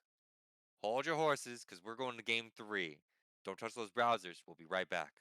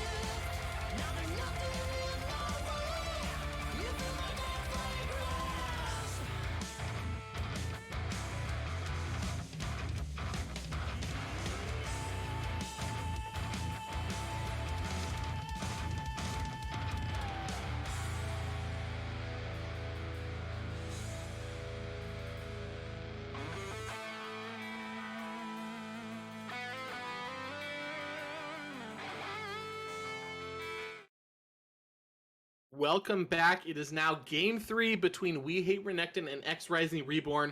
We're gonna hop right into draft. Are we ready? Is draft live? Draft live? Oh, Not live. Oh, I got too excited. let's- Lupul, game 2. Explosive, crazy. So many adjectives to describe a game that I did not think was gonna end that way. Michael Bay Holy movie. smokes. Michael Bay movie. I don't know why I felt like We Hate Renekton was behind at all points in the game. Maybe it's because XRising scaling champions were scaling so well, but We Hate Renekton literally did not care at all. This is true. And honestly, I honestly thought that XRising. You and I had the same idea. Like once XRising hit a certain point, like as soon as it hit a certain time, that's when they just go, "Wow, we're gone." You know what I mean? But instead, We Hate Renekton's like, "Nope, you stay down, stay down, stay down, go to sleep, go to sleep, go to Now, sleep, go to sleep." I do need to apologize. I was saying that the Viego was carrying that game, and I got very humbled to look at the damage charts at the end. Galax literally on the rise to twice as much damage as that Viego. So Galax clutched out in that game. I think there were a lot of haters in the Twitch chat calling Rise a bad champion with a low win rate. Well, tell that to Galax, dude. Try and tell him. But we'll go straight into draft right now. Um, We Hate Renekton ban the Yumi Vlad as always, and then the Wukong's going away as well. And XRising bans the Azir, Senna, and If it's a Shyvana, then it is the exact same bans as game 2 for I don't both think they want. sides here. I don't think they want to. I don't think they want to let the Shyvana go through because Shyvana's so annoying though. You know what I mean? All of the champions they have played are annoying Lupul. Every Okay, champion in League of Legends is annoying Lupul, okay? Come on, Rammus, man. Rammus is not annoying. Aatrox. Okay, so I like that ban. There you go. We Hate Renekton answers with the first pick Viego. It sounds like he's feeling confident on that jungle. He did a fantastic job of steering those team fights and applying early pressure to kind of answer what Whitefeather was doing on the Zac. Like, yeah, I mean, what are they going to answer to this Viego pick? I mean, normally the traditional thing is for White to pick his jungle here, correct? I mean, you can, and probably a support pickup here as well There's to this just not show too much. Yeah. Sejuani. I like it. I like the pick. I agree with the pick. I feel like if he can have as much pressure as he did on Zac, it will be a successful pick. But I think Sejuani is just less impactful than the Zac was. With Zac being open, I'm surprised they didn't run that back. I think they understood there are a lot of teams that do very well scouting. I'm gonna say this right now that teams do have an anti this person comp or this champion comp or such like that because I think the last interview I was part of somebody said that they literally had an anti Seraphine comp. So I believe that this is a great thing that they XRising did not get baited into the Zac pick again. So Okay, it so might be that kind of thing. it could be. And this is a spicy pickup. So first of all, we could see a full Ice Freyord team coming from XRising. We probably won't, but there is a possibility. But the Braum is strange to me. So Renata was a prio pick for supports in game 1 and game 2, and now we're not seeing it picked up at all. So each team may be leaning away from that support, maybe not finding as much impact as they want. And We Hate Renekton picks up a Jinx and Zillion, most likely their bot lane duo here. Pretty strong, a lot of poke, good distance from that lane. Zillion could be a flex pick also. It Zillion could. could It be, certainly could. yeah. I mean, I My don't want to thought take is it's support because they show the Braum, right? So now that they're just matching that bot lane. Ooh. Silas, though. Silas picked up. Silas has been banned in game 1. Not in game Just game 1. Just, okay. Yeah. So Silas, I'm assuming that is going to go top? To Cappy. To Cappy? To mid? To Cappy. Interesting. But they do take away the rise. Galax, no more rise for you. No more. And they also take away Galax's Tristana. I did do some research on Galax. Galax did play Tristana mid lane. Not fun. That's not Well, fun. Yeah, it's 2 respect bans. I like that. Galax again showing that he was a monster when he was allowed to play a carry champion, as opposed to that more utility tank in Galio from game 1. Rapid fire bans coming out. Lucian has been taken away from XRising's 80 carry, as well as Trundle. So trying to stop any sort of split pushing coming from the top lane. Although, we hate Renekton's top laners taught me anything. There are a lot of split pushing champions. Oh my god, Brilliant. it's okay. This is actually kind of sick. I don't know if this is a troll or not, but if it is, it's a fire fucking troll, dude. We see Ash picked up as the AD carry. This is hype, dude. This is hype. This is actually really good. I like this. And then they pick the Mordekaiser. Welcome to Walmart. Just kidding. No, Shadow Realm. I like to call it Wally World, his ultimate Wally World because of things. A Zed pick. I did not. Okay. I was thinking about this in the shower today. And the reason why I haven't seen so many. Leave me alone. I can have shower thoughts. I have shower thoughts. I have shower thoughts. I'm allowed to have shower thoughts. And I was like thinking in my head, nobody's really been playing Zed lately. I wonder why. And I'm like, oh, because, durability buffs, because lethality doesn't really work that well. But I could be proven wrong here by Galax, but I'm just like, okay, all right. So Zed's one of those champions that got put into the useless waste bin because of this durability change. I hope I'm wrong. I hope I'm right at the same time, because if people start finding out Zed is a wonderful champion again, Zed, we might be saying predictions are live, and Tenchi takes the Olaf. Yes. Yes, yes, yes, yes, yes.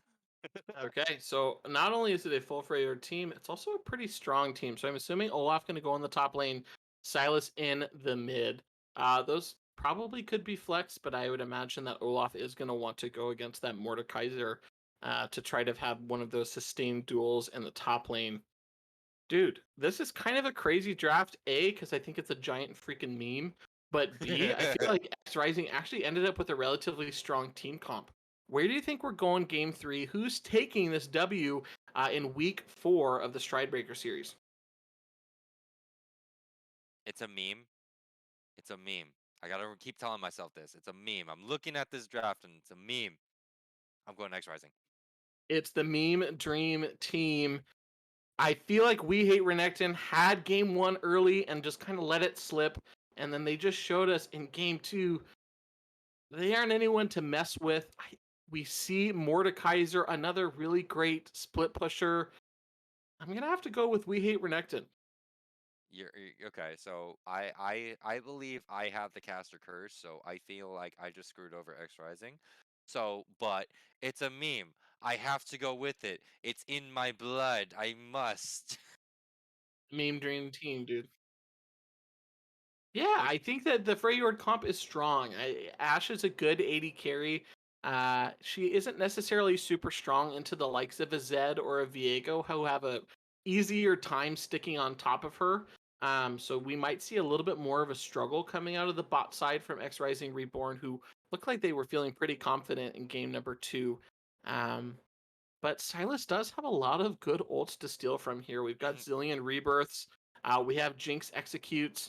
And we also have a secondary Shadow Realm, which is kind of scary. So looking to see Silas hopefully take advantage of this game, make some roams, make some plays, pick up some kills, and give us a spicy game 3. Holy crap. Have you looked at the predictions, Magic? I have not. I want you to take a look really quick.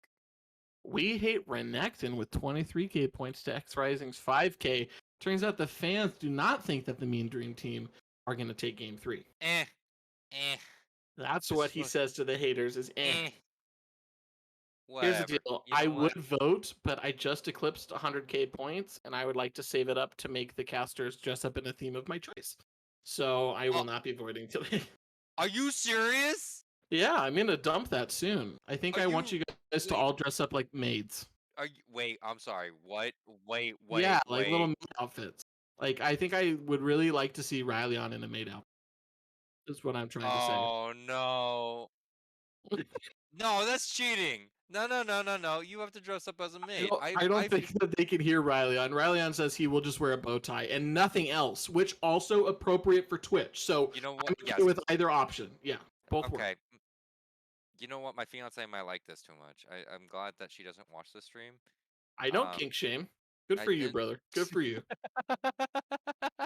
Well, as now we're going to step away from the maid discussion. It's going to be a spicy game 3. We are now queuing into game. So that is going to be our chance here to take a quick break as everyone gets ready to hop into the rift. So don't change that browser. We will see you guys shortly.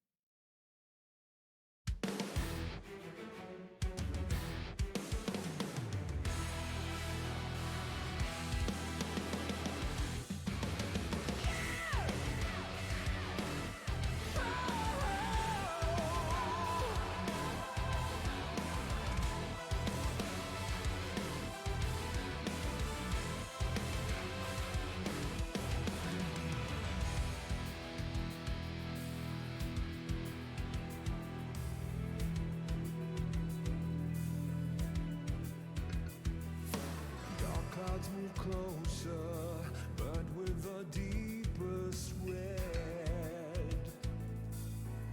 Oh, beneath them we look on. When they part comes the hatred they bring. Lost in the dark, we've come so far. Another step to rid the pain. Go and be counted till your last day. 'Cause only nightmares break their face.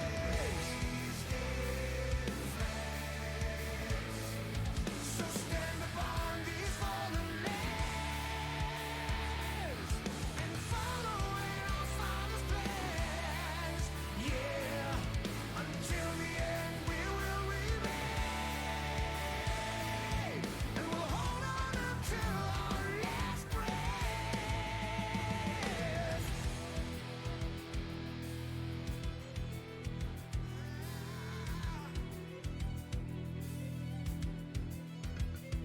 So what is to be left for us? My people look on and say, don't fear what you don't know, 'cause we're far from certain fate. And we'll make our final stand. Lost in the dark, we've come so far. Another step to rid the pain. Go and be counted till your last day. 'Cause only nightmares break their flames.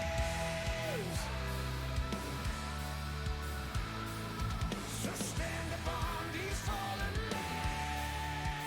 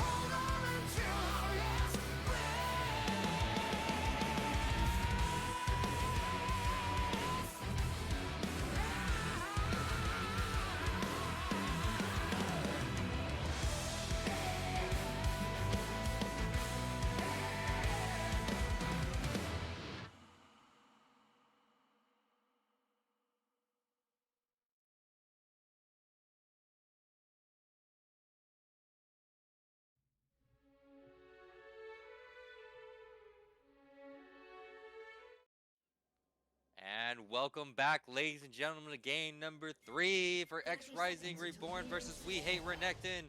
And again, they're lining up straight in the lines, 5 points. Can we talk about this? Our last 2 games have been so exciting, so explosive, and yet with the most snooze starts. Someone's got to invade, damn it. Oh, this is true. This is very true. So, as we do have a pretty casual start here, good luck, have fun being casted out across the map. Lupul, I've got Aztec on another strong split pushing champion. I feel like he is the star tonight for We Hate Renekton. He's been playing Magus. exceptionally well across the game. No, I completely agree. But the thing is that Techi Touch is playing Olaf, so Shadow Realm doesn't work on Olaf. Shadow Realm doesn't work on Olaf. So when Yeah, but he still gets the tasty stats. No, No? I don't think so. Yeah, Okay, I well, don't- I good don't- counter then. Good choice from Techi. At least he is going to avoid that ult in lane. That's fair. And I honestly believe that this is just going to be one of those games where Techi's going to poke them out, just like first game, and start doing a lot more damage later on in the game. Because I have played Olaf jungle, and Olaf jungle is very powerful. So think about it if it's in lane. There you go. Nice axe placements by Techi, by the way. Making sure he can pick those up and throw them. Cappy and Galax kind of going back and forth here. Oh my gosh, another form of the thumbs up emotes that's been traded all series long, Lupul. Yeah. So Yep. this is what I'm actually really excited to see. So this time, Techi, at least right here in the early part. Oh, Oh, here comes the stun onto Mr. Bean from Mustard Cat and Dark. They're stacking up that CC, making sure that all that damage goes on. Mr. Bean has to play safe now. I believe this Furrier bot lane is working very nicely. yeah, Magus does a good job of getting that exhaust down on the Ashe to keep his carry alive, but you're right, there's a lot of pressure that comes out of an Ashe and a Braum. That's going to be hard for that Zillion to answer. Especially since Mustard will be sort of tank. I know you were very concerned about Dark not being able to be as mobile this game as well. Oh, Techi dropping that ignite onto Aztec, by the way, when he gets pulled in. Bit of a reflex, I believe. But here he comes, Wild Snom. That's spotted by Techi. Oh, nice shield. Good try, though. Good try on Techi with that, trying to get away. Had to pop Ghost and also gets that shield. Yeah, that was a good flash there from Snom. I was about to say, we're seeing Techi trying to play this role reversal, being the more aggressive and stronger top laner in the split push, but a great adaptation from Snom. Nice damage coming from Cappy and White. Cappy taking 2 turret shots, will die to the last tick of that ignite from Cappy. And Wild Snom gets spotted out by seeing Mustard playing very nicely, trying to discourage Mr. Bean Daddy from doing any sorts of farming, which is very nice on the side. This is fun to see. I mean, literally, Cappy had, oh my gosh, as soon as I start to talk, another engage comes down. Here comes the engage on from Magus Knight, but nothing really happened. Mustard jumps back to Not So Dark, and not even a scratch. It doesn't seem like a scratch is affecting Mustard. And here comes White Feather. I believe that they see White right now. Yup, White is being spotted out, roaming around in the enemy jungle. Dark trying to get through those turret plates to get some more extra gold down here. Looks like White wants to come in for a repeat. And that top lane, like you said, it looks like Techi's trying to make sure he is the aggressor. Yeah, we're seeing a pretty strong showing here this time around from XRising to try to take an advantage here in the early game. That was so close to killing him right there. Techi Yeah. and them just slaughtering it out in the top lane. There's no patience across any of these lanes. Mr. Bean possibly walking up too close. It's not going to be enough.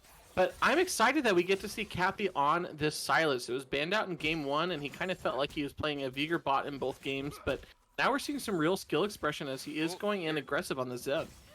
White finds Galax, flashes forward for Galax, gets the CC chain on him. Can Cappy make it towards him? Looks like Magus Knight is actually moving forward. Exhaust goes down to Mustard Cat. Mustard Cat catches it. Not so Dark takes a turret shot. Wild Snom is right there. There's the CC chain. Magus Knight coming in as well. Trying to do all the damage. White Feather's right here. Magus Knight drops. I'm sorry. Mustard Cat drops first.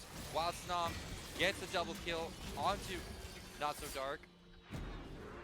And top lane Wow. is looking like a slaughter fest.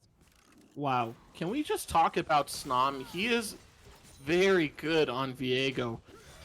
Literally, he is using the abilities of the champions he picks up exceptionally well, but he's picking up these critical kills that are allowing him to get more health to answer these fights. It was a beautiful dive from Dark and Mustard Cat, but excellently answered there by Snom. Right place, right time, like White was in the first game. Techi now level 6, both top lane level 6, so we might even see even more slugging it out. I think Techi's just waiting on that ghost cooldown before he starts doing anything wild. Yeah, I think you're right. Mustard Cat, Not So Dark, trying to do everything. White Feather coming in from the side. Both Dark and Mustard Cat dodge the CC from Mr. Bean Daddy, trying to get Dark to kill. Dark takes the kill. And it Not looks quite sure what Bean was doing that far up there. They had no side vision on the river. His support was nowhere near him. A little bit of a blunder there from the AD carry on the side of We Hate Renekton. Dragon is now live and is being started here by XRising Reborn. Looks like it'll go uncontested. They will have vision of Viego if he does decide to walk over, which he does not. So Dragon 1, as Dragon 1 has gone over to XRising in all 3 games now, is picked up. Pretty crazy. Good for them. That's a good pickup on a overstep there from Mr. Bean Daddy, just straying too far up in the lane on his own. Techi did pick up that Sheen though, so I'm looking forward to seeing what he and Aztec do to each other now. But Aztec picking up that second plate. My guess is now that Dragon is down, he's probably going to back here and then teleport up to the top so they can look to take that Rift Herald like they have answered in Game 1 and Game 2. So, again, similar macro choices here from both teams. Both are securing early game objectives very similarly across all 3 games here. Oh, here comes Techi with the ultimate. Aztec tried to ult Techi. Techi just running him down. Here comes the Axe Rose. There you go. I told you that Techi pick, that Olaf pick was just going to be massive. I enjoyed this so much. That was definitely a back advantage. Sorry about that. I'm sorry, Juggernaut. You're right. I was just getting, I think my microphone dropped down from my face, but there we go. We got it. We got it. Definitely a backing advantage there from Techi. He did have the Sheen. It was a pretty easy fight for him to win with Ignite being up. We do see Aztec choosing to hold on to that TP. Viego was able to bounce that wave for him to keep it off of the turret. So he is going to be able to walk up there. His farm advantage is now null and void. Here comes bot lane. Mustard dropping the ultimate, but does nothing, unfortunately, with it. White Feather and Slum are both there. Cappy getting ulted by Galax. Has to back off before Wild Snom takes advantage of it. Good burst there from Galax, but if he had chose to ultimate White Feather there, they might have been able to pick up a kill if they were focusing the same target, but we do see an ultimate traded across and Ignite Wild drop from Snom Galax. coming down bot lane. Dark better start running. Nope, there you go. Mustard Cat being able to jump right in front of all that damage. They're still going for Dark. Dark has to get out. Is Dark gonna get out? Nope. That last shot from Mr. Bean Daddy. White Feather trying to take her. He is relentless. He is relentless in his ganks, and he will not stop. Aztec and White Feather now dueling over the Rift Herald. Ooh, nice ultimate from White Feather right onto Galax. Techi pops his ultimate. Aztec does not have flash. Cappy picks up that kill. Numbers Now- advantage there again from We Hate Renekton. They should be able to secure this Rift Herald no problem. This has been constant for these teams. Whoever has the numbers is winning the fights and taking the objectives. Snom goes bottom while Rift Herald's up, and they're going to lose the first Rift Herald. Yeah, to XRising. I'm surprised the White's actually trying to make sure that the pendulum doesn't swing back and forth, that it stays on the side of XRising. And I'm enjoying this quite a lot because now he's playing the aggressor to Snom. And we do see Techi is the one who also picked up that Rift Herald, so most likely will be used top lane he's looking to get more turret gold here, if possible. It looks like Aztec does have Techi in the death round because Techi used his ultimate earlier. Unfortunately, down goes Techi. Literally, dude, one of them backs and picks up gold, the other one dies, and then vice versa again. They're just running it back and running it down in this top lane. They're ready to carry the game. They both want to carry the game. And it doesn't look like they are giving up a foot, like an inch of leverage towards each other.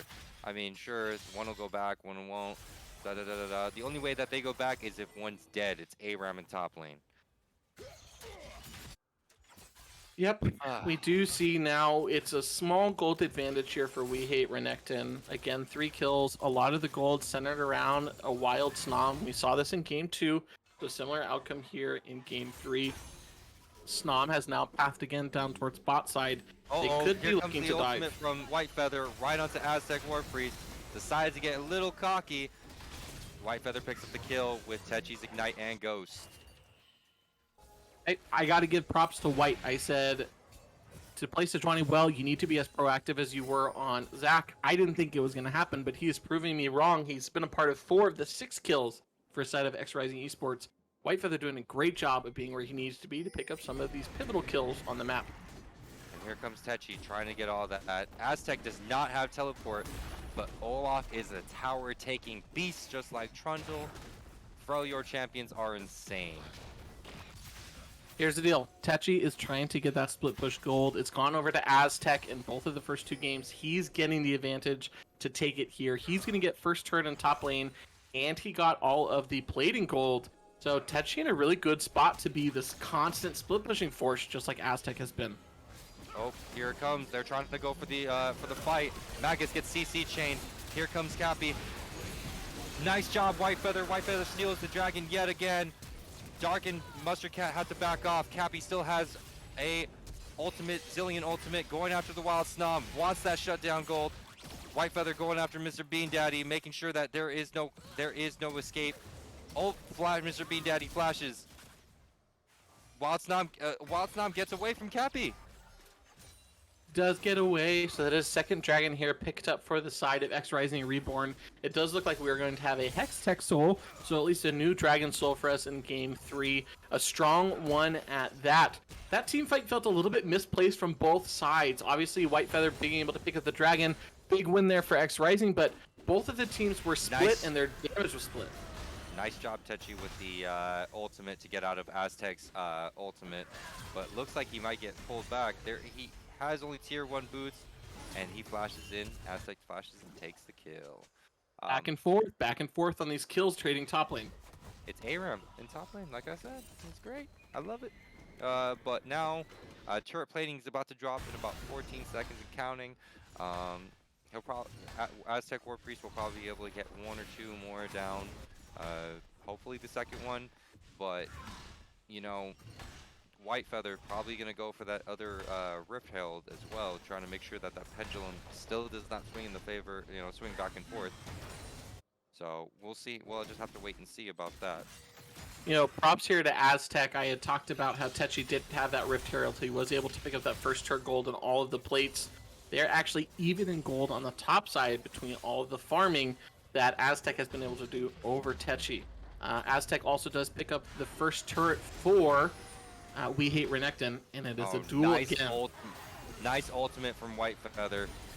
Techi is going to probably try to get that nice kill going over to Techi. White Feather's always there. He's always there wherever he doesn't need to be.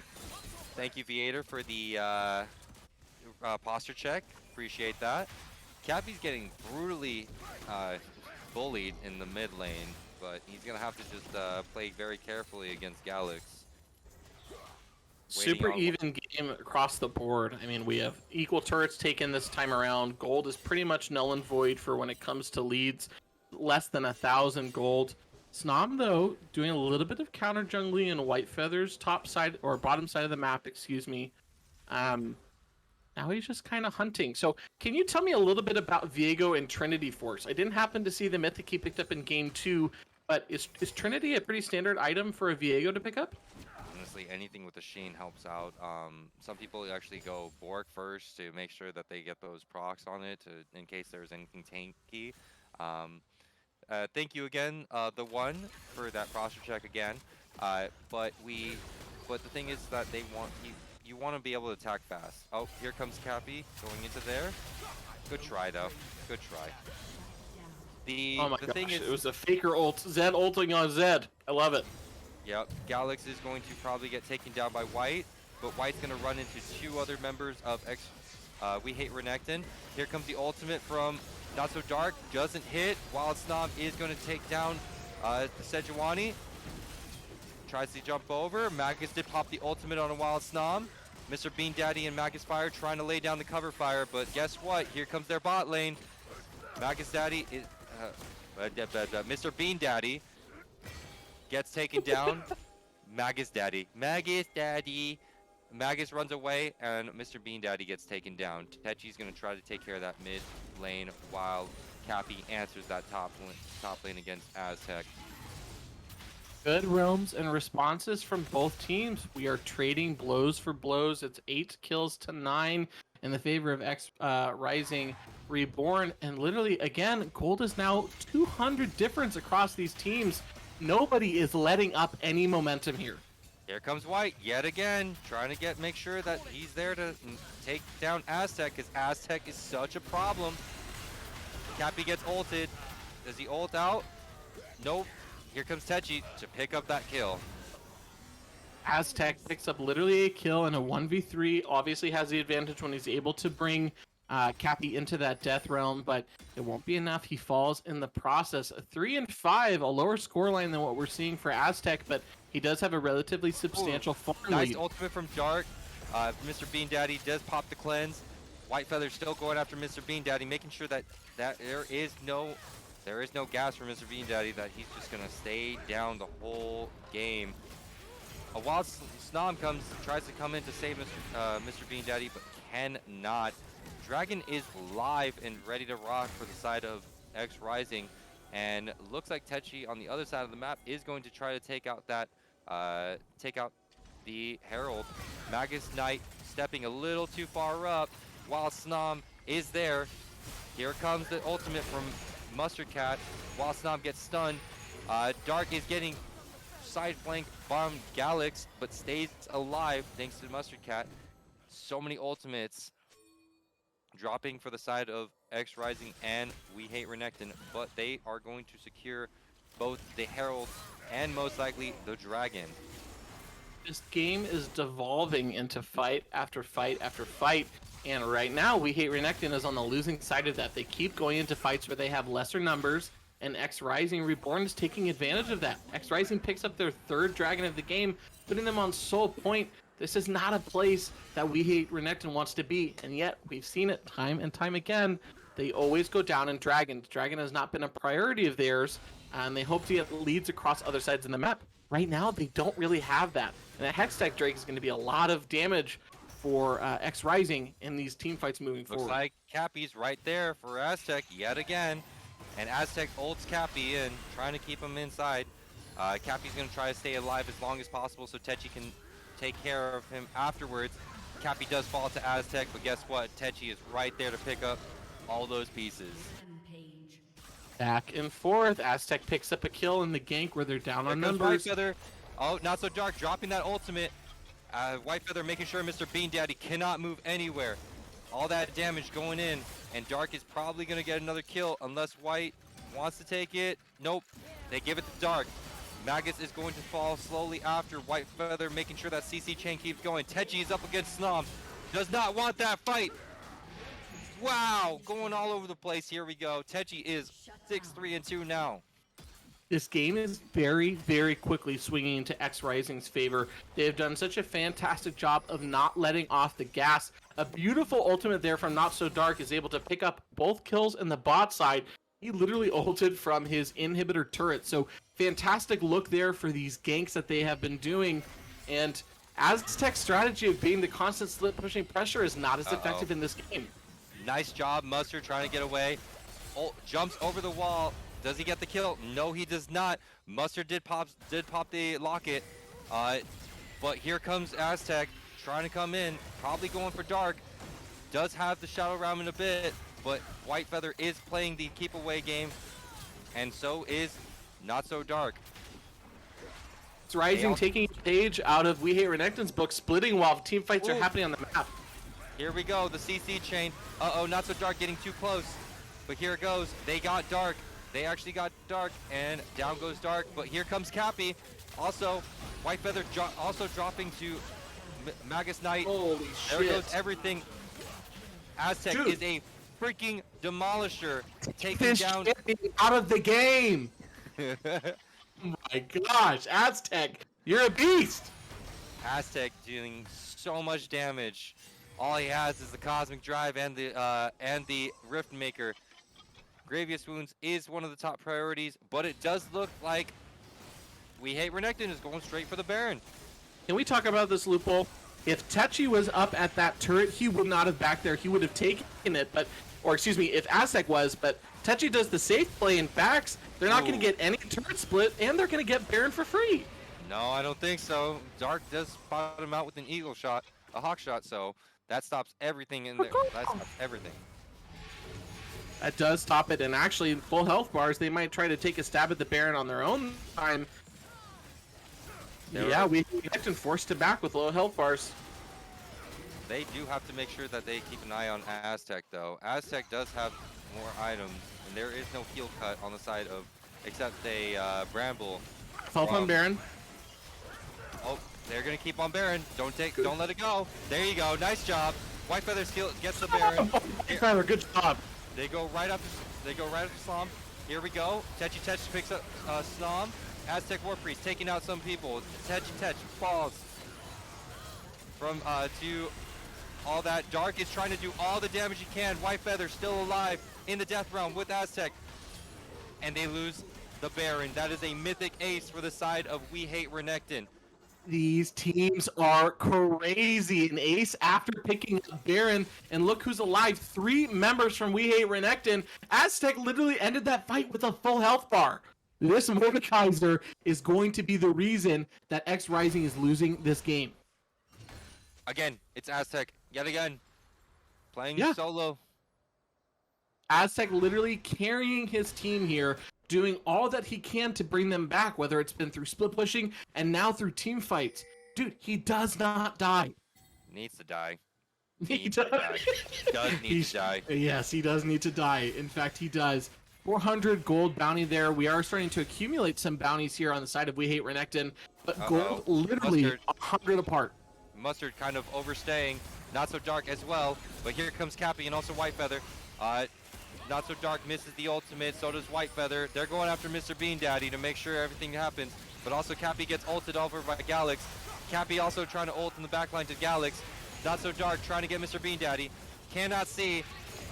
Wild Snom does get on him. Wild Snom turns into Dark, but jumps over the wall with the ultimate. Here comes everything. Wild Snom trying to go take that gate to get out, but where is Aztec? Aztec is still They split don't pushing. have Aztec. Oh no! See, okay. Do you remember when I was saying if Aztec was the one split pushing, he'd take the turret? Look where he is. He's taking the turret. To his turrets. But here's the deal. He takes a turret. They lose 3 members of their team, and they also are going to Uh-oh, lose Techi. Dragon Soul. Techi's right there. Techi has Death's Dance. Also gets ulted in from Aztec. Does not have the ultimate out. Galax is right there with Cappy, but Aztec just takes him out with that. Techi, But- leave them alone. If you don't have ultimate, back off, Techi. You have to. Okay. Then So this game is wild. Hextech Soul now on the side of XRising Esports. Sorry, I thought something exciting was going to happen there, but nope, he's dead. He gets away. Just totally fine. Techi is the way to kill Aztec, but has to wait until he has ultimate. I'm really hoping that We Hate Renekton understands that although Aztec is a great split pusher, they need him to win team fights. If that wasn't apparent after that dragon fight, I don't know what will wake them up to that cause. We do have Baron spawning in 3 minutes, so nothing really to fight over on the map except for exterior turrets. There's a low turret on the side of XRising Esports in the bot lane. But We Hate Renekton looks to be grouping towards middle to try to push up the wave. I honestly, how would you play the next team fight? I know you're, let's say you're XRising, right? You want to close us out before Aztec gets even bigger. What do you do? Ashe ult when I see Aztec in the top lane alone. That's what I would do. They need to force these fights while Aztec's alone. Uh-oh, no. They have to fight. They have to pull the trigger on these team fights. Whitefeather is coming in to possibly There you go. gank. Magus Knight gets hit with Dark's ultimate. Magus ults himself. Galax is jumping onto Dark. Dark tried to get saved by White's ultimate, but Whitefeather and Mustard are the only two alive. Where is Cappy? Cappy's coming in from base. Galax gets a double kill on Mustard Cat, and Aztec is back where he is more comfortable. He is in the top lane. Cappy trying to respond to everything. Gets CC chain by Wallace-Nam, and also Mr. Bean Daddy. All that damage. 80 carry and support and top laner are not there. They're asking help pings for that top lane. Galaxy trying to go in on Whitefeather. Yep. Aztec can't be stopped solo. Nobody can fight him. So what do? They have to bring more members to him. They tried to do exactly like I said, send the Ashe ult, force the fight when Aztec isn't there, but they went in at a number disadvantage. And right now, even though oh my god, the gold lead's now 4K in the favor of We Hate Renekton. They were tied like literally 3 minutes ago. It's gonna be like this. 13K, almost 14,000 gold on Aztec alone. He's enormous. The closest person in gold is Techi with 11K. Not So Dark getting solo ulted by Galax. Might die from this. Nope, never mind. Also, Mr. Bean Daddy dropping that ultimate to deter anybody from stepping up. They have 30 seconds on Baron. Baron is up in 30 seconds. They do not have teleport. Baron's up in 30 seconds. Aztec does have teleport, and look where he is, Lupul. Off in another lane by himself. They are playing this split push very, very, very well. And right now, I don't think XRising knows what to do to stop it. I don't know what to do to stop it. I don't think he can. With Aztec on wherever. Oh, here we go. Magus Knight getting low. Galax is getting chased down by the rest of the team. White gets that shutdown on Galax. They are looking to go for that Baron. So that's how you stop it. You pull the trigger again while Aztec is alone. He chooses to stay and hold his TP in the bot side, picking up 1 and now 2 turrets, while XRising is going for the Baron. Pings are coming across, but no smite near Baron to steal. Just a random Magus Knight trying to do something with his bombs. Cappy trying to do his best to try to keep everything out. Cappy's almost taking out Aztec. What? Cappy is almost taking out Aztec, but Aztec has that healing shield. Cappy goes golden as soon as out of that, but then Wallace-Nam and also Aztec are there. Wallace-Nam turns into Cappy. Oh, here Aztec. we go. They're going for Aztec. Get that Aztec shut down. Here we go. Dark and White working together to try to take him out, but Aztec is trying to do all that damage. Shutdown goes to White. That's a little bit unfortunate that gold goes to White there, but hey, they need as much gold as they can. Good shutdown on Aztec, who again stays just a little bit too long, forcing fights and turrets when he doesn't necessarily need to. We Hate Renekton now running back to their base. Dragon, Soul is gone. This is Elder Dragon coming up in less than a minute. We're gonna see an all-out brawl here over this last dragon. I think this is going to be where Aztec cannot split push. Has to stay with the team. If He still has Aztec TP though. Yeah, oh, you're right. They're starting to do a lot more damage here on the side of XRising. You know, Cappy's starting to pick up that heal cut. White's finished the heal cut. I think Techi's also working on it. So it looks like neither mid lane will be here for this dragon fight. Both Zed and Cappy on Sylas are stuck up in the top lane. No TPs. Sylas is now making his way down. We have a couple of pings, but look at XRising. They are on this dragon. They have vision and man control. 10 seconds before the spawn. Ooh, nice ultimate for the side of White onto Magus Knight. Magus Knight drops. Mr. Bean Daddy takes the, gets the ultimate from him. Galax popping the ultimate on Cappy. Cappy popping the ultimate, Galax's ultimate on him, and they are pulling the trigger for this. They got Techi for the side of Aztec's ultimate. White and Mustard and Techi are right on top of him. Dark gets the shutdown. Aztec takes down Techi. White still is up. White takes the Elder Drake. Okay, Here I'm comes the confused Elder Drake. here. We have Aztec literally going in on a 1v4 across this Elder, while a Wild Snom was in his topside jungle. So maybe a little bit of miscommunication on the importance of this Elder Drake, but now a wild Renekton. We hate Renekton. Will need to stall out this Elder Dragon. They don't win any of these fights, or they shouldn't, between the Hex Tech Soul and Elder. So right now we see XRising, Reborn. They are grouping. They are feeling strong. Ashe does have ultimate available now. Expect to see the trigger pulled soon. They have Soul, they have Baron, and they have Elder. Okay, this is gonna hurt. Wherever they go, it's gonna hurt, and they're going down mid lane. They are running Okay. this thing down.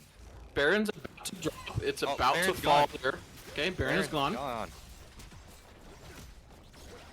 Okay, so now they're just trying to make sure that they push. Techi's going to be split pushing to make sure that in case Aztec does want to split push, but Aztec looks like he wants to play the game now to be a team player and try to get everybody. I think he's going to be aiming for Dark or Cappy.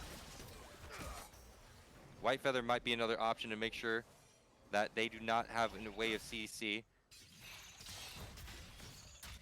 Cappy, what ultimate do you think Cappy should be taking?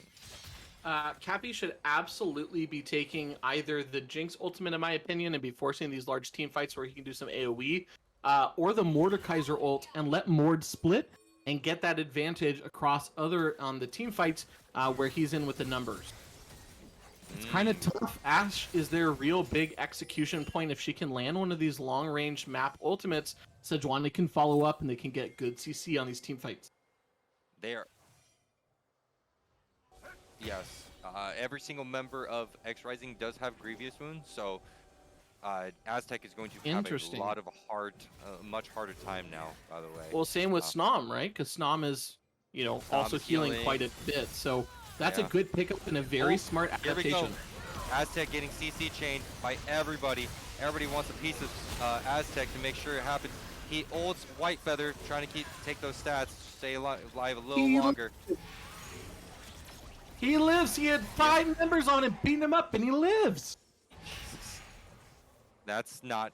That shouldn't be a champion. Moving on. Right, fix champion, please. Now we're gonna see them try to take the turret. A lot of AOE coming in. Aztec War Priest does drop. Cappy takes Magus Knight right into the Shadow Realm.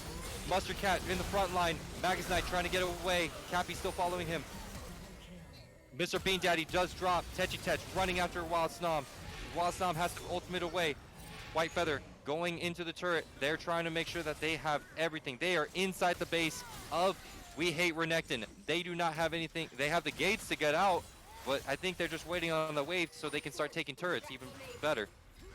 Here's the deal. I was praising Aztec for living, and then he stayed around too long with low health and no shield stacked up, and he pays the price. That is an outer turret you have absolutely can afford to lose, and right now, because you died White for Feather it, you're going losing in. more. White Feather going. Cappy taking out Magus Knight, taking his ultimate before he does.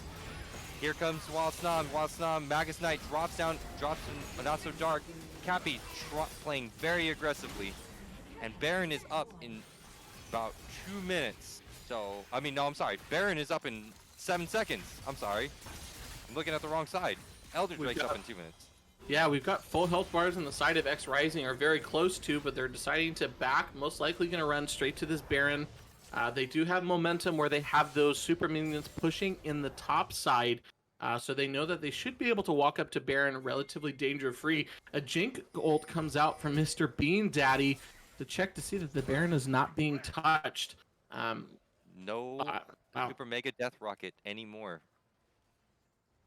And look at this. We do see a split pushing Mustard Cat now forming up with the team. We've got 4 members from XRising here on Baron looking to pick up this fight. They know they're stronger. They probably don't know that they have a gold lead, but they Cappy should getting feel pulled in comfortable. by Aztec War Priest, and has to use the Zillion ult, popped it on himself.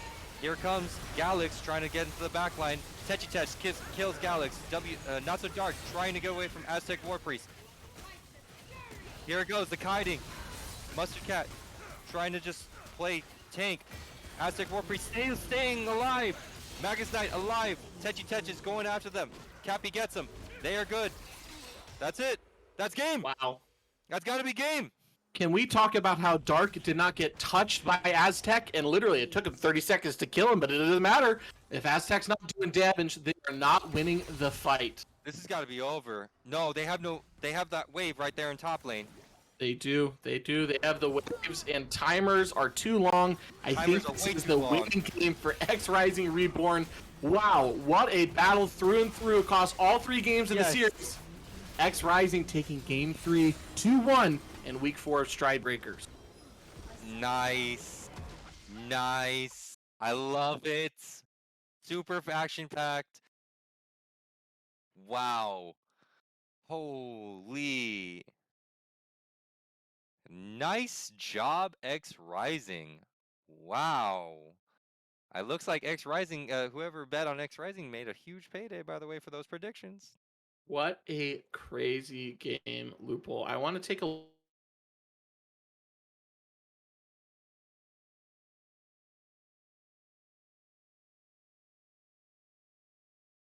look at the damage numbers really quick before we start talking Okay, about anything. one second. We're It's gonna get that number 25,000 up damage. right there on Wow. so we can show that to the okay, all right, cool. We were a bit frozen. League takes over your client, you know how it goes. But so Great you know, games. great games. MVP time, ladies and gentlemen. MVP time. Who do you decide on, Magic? Who would you decide? Who would you pick?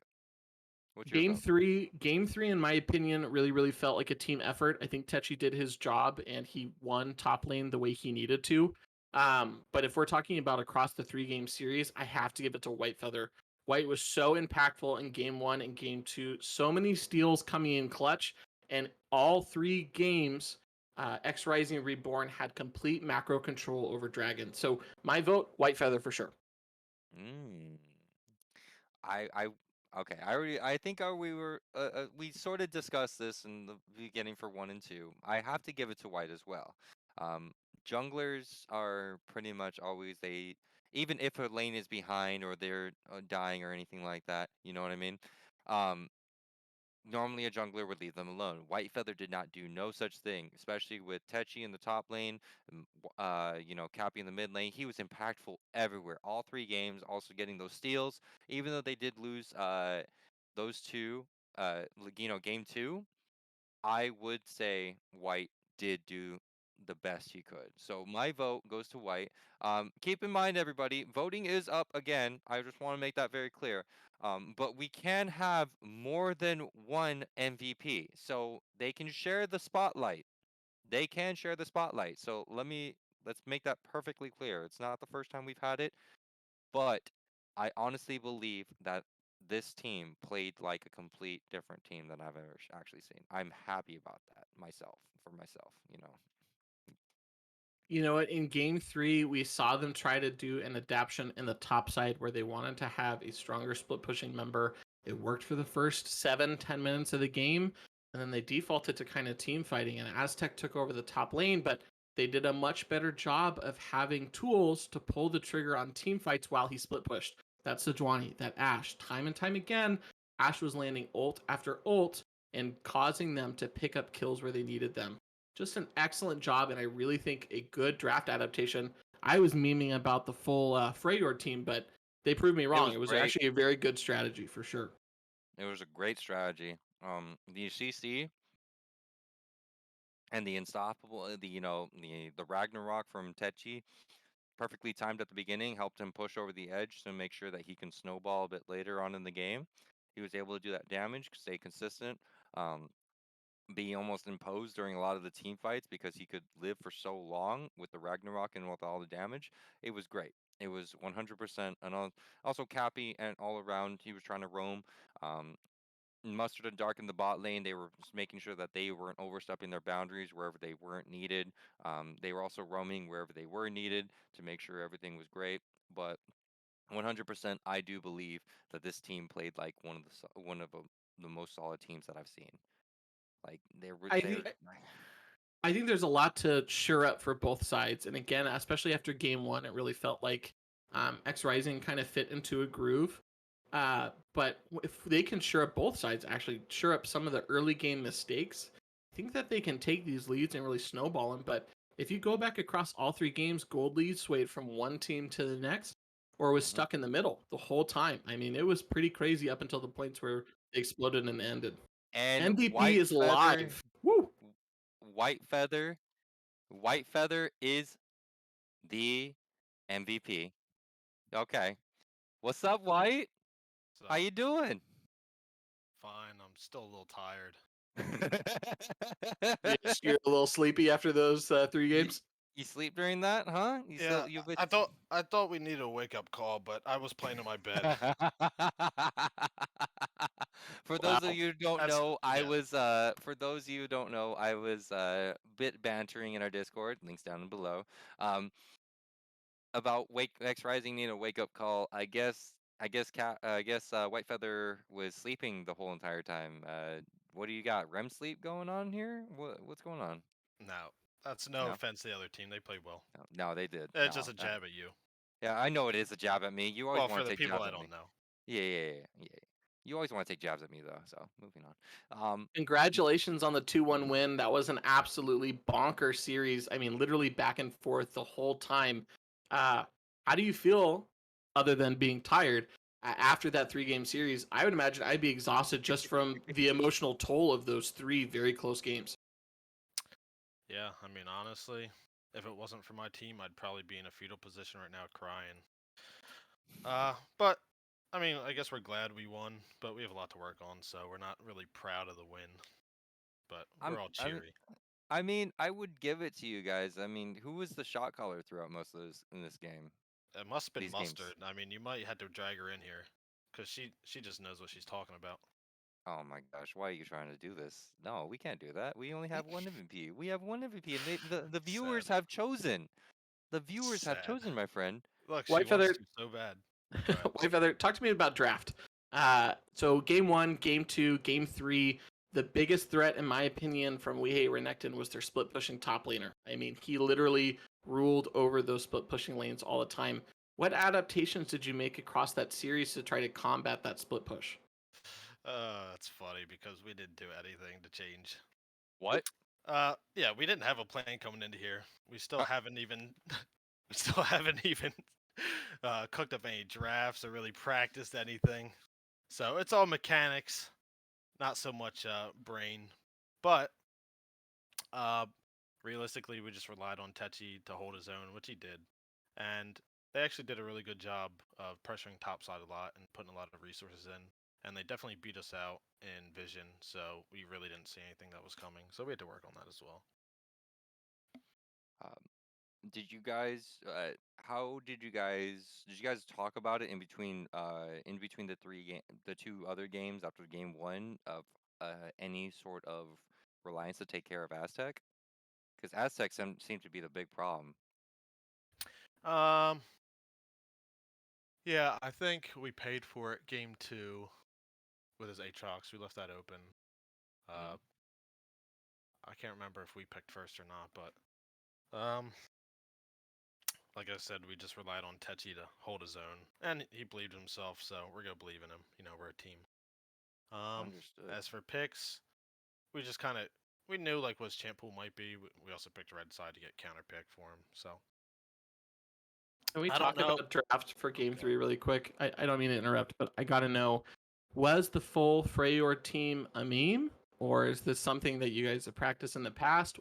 Where did that come from? Because it felt very apparent that that is what was happening.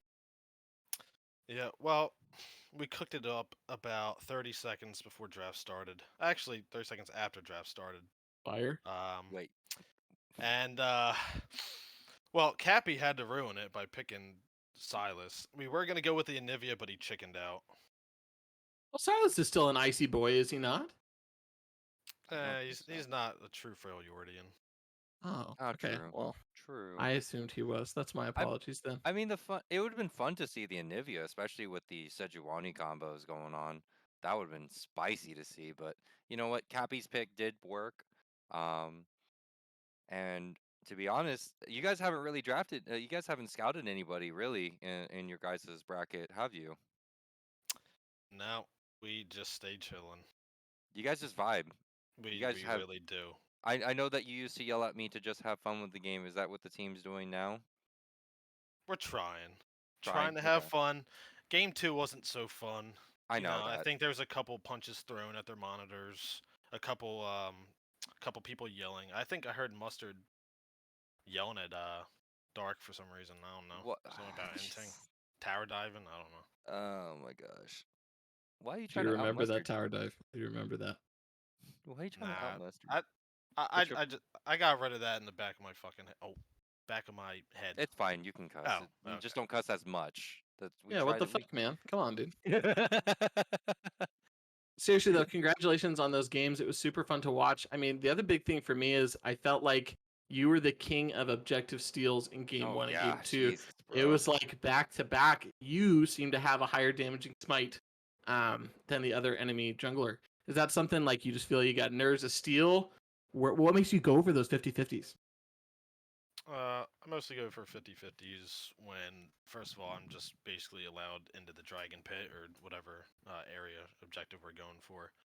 And also, you have to take into consideration if I die, say if like I'm going for dragon and Baron's up, they can just rotate right over to that. So Yeah. I'm confident enough to be able to just take that 50-50, no matter if I die or not. Might as well go for it. All right. All right. I mean, I'm kind of. Yeah. Do you have any shout outs really quick before we head out? Shout outs. Yeah, I shout out my whole team.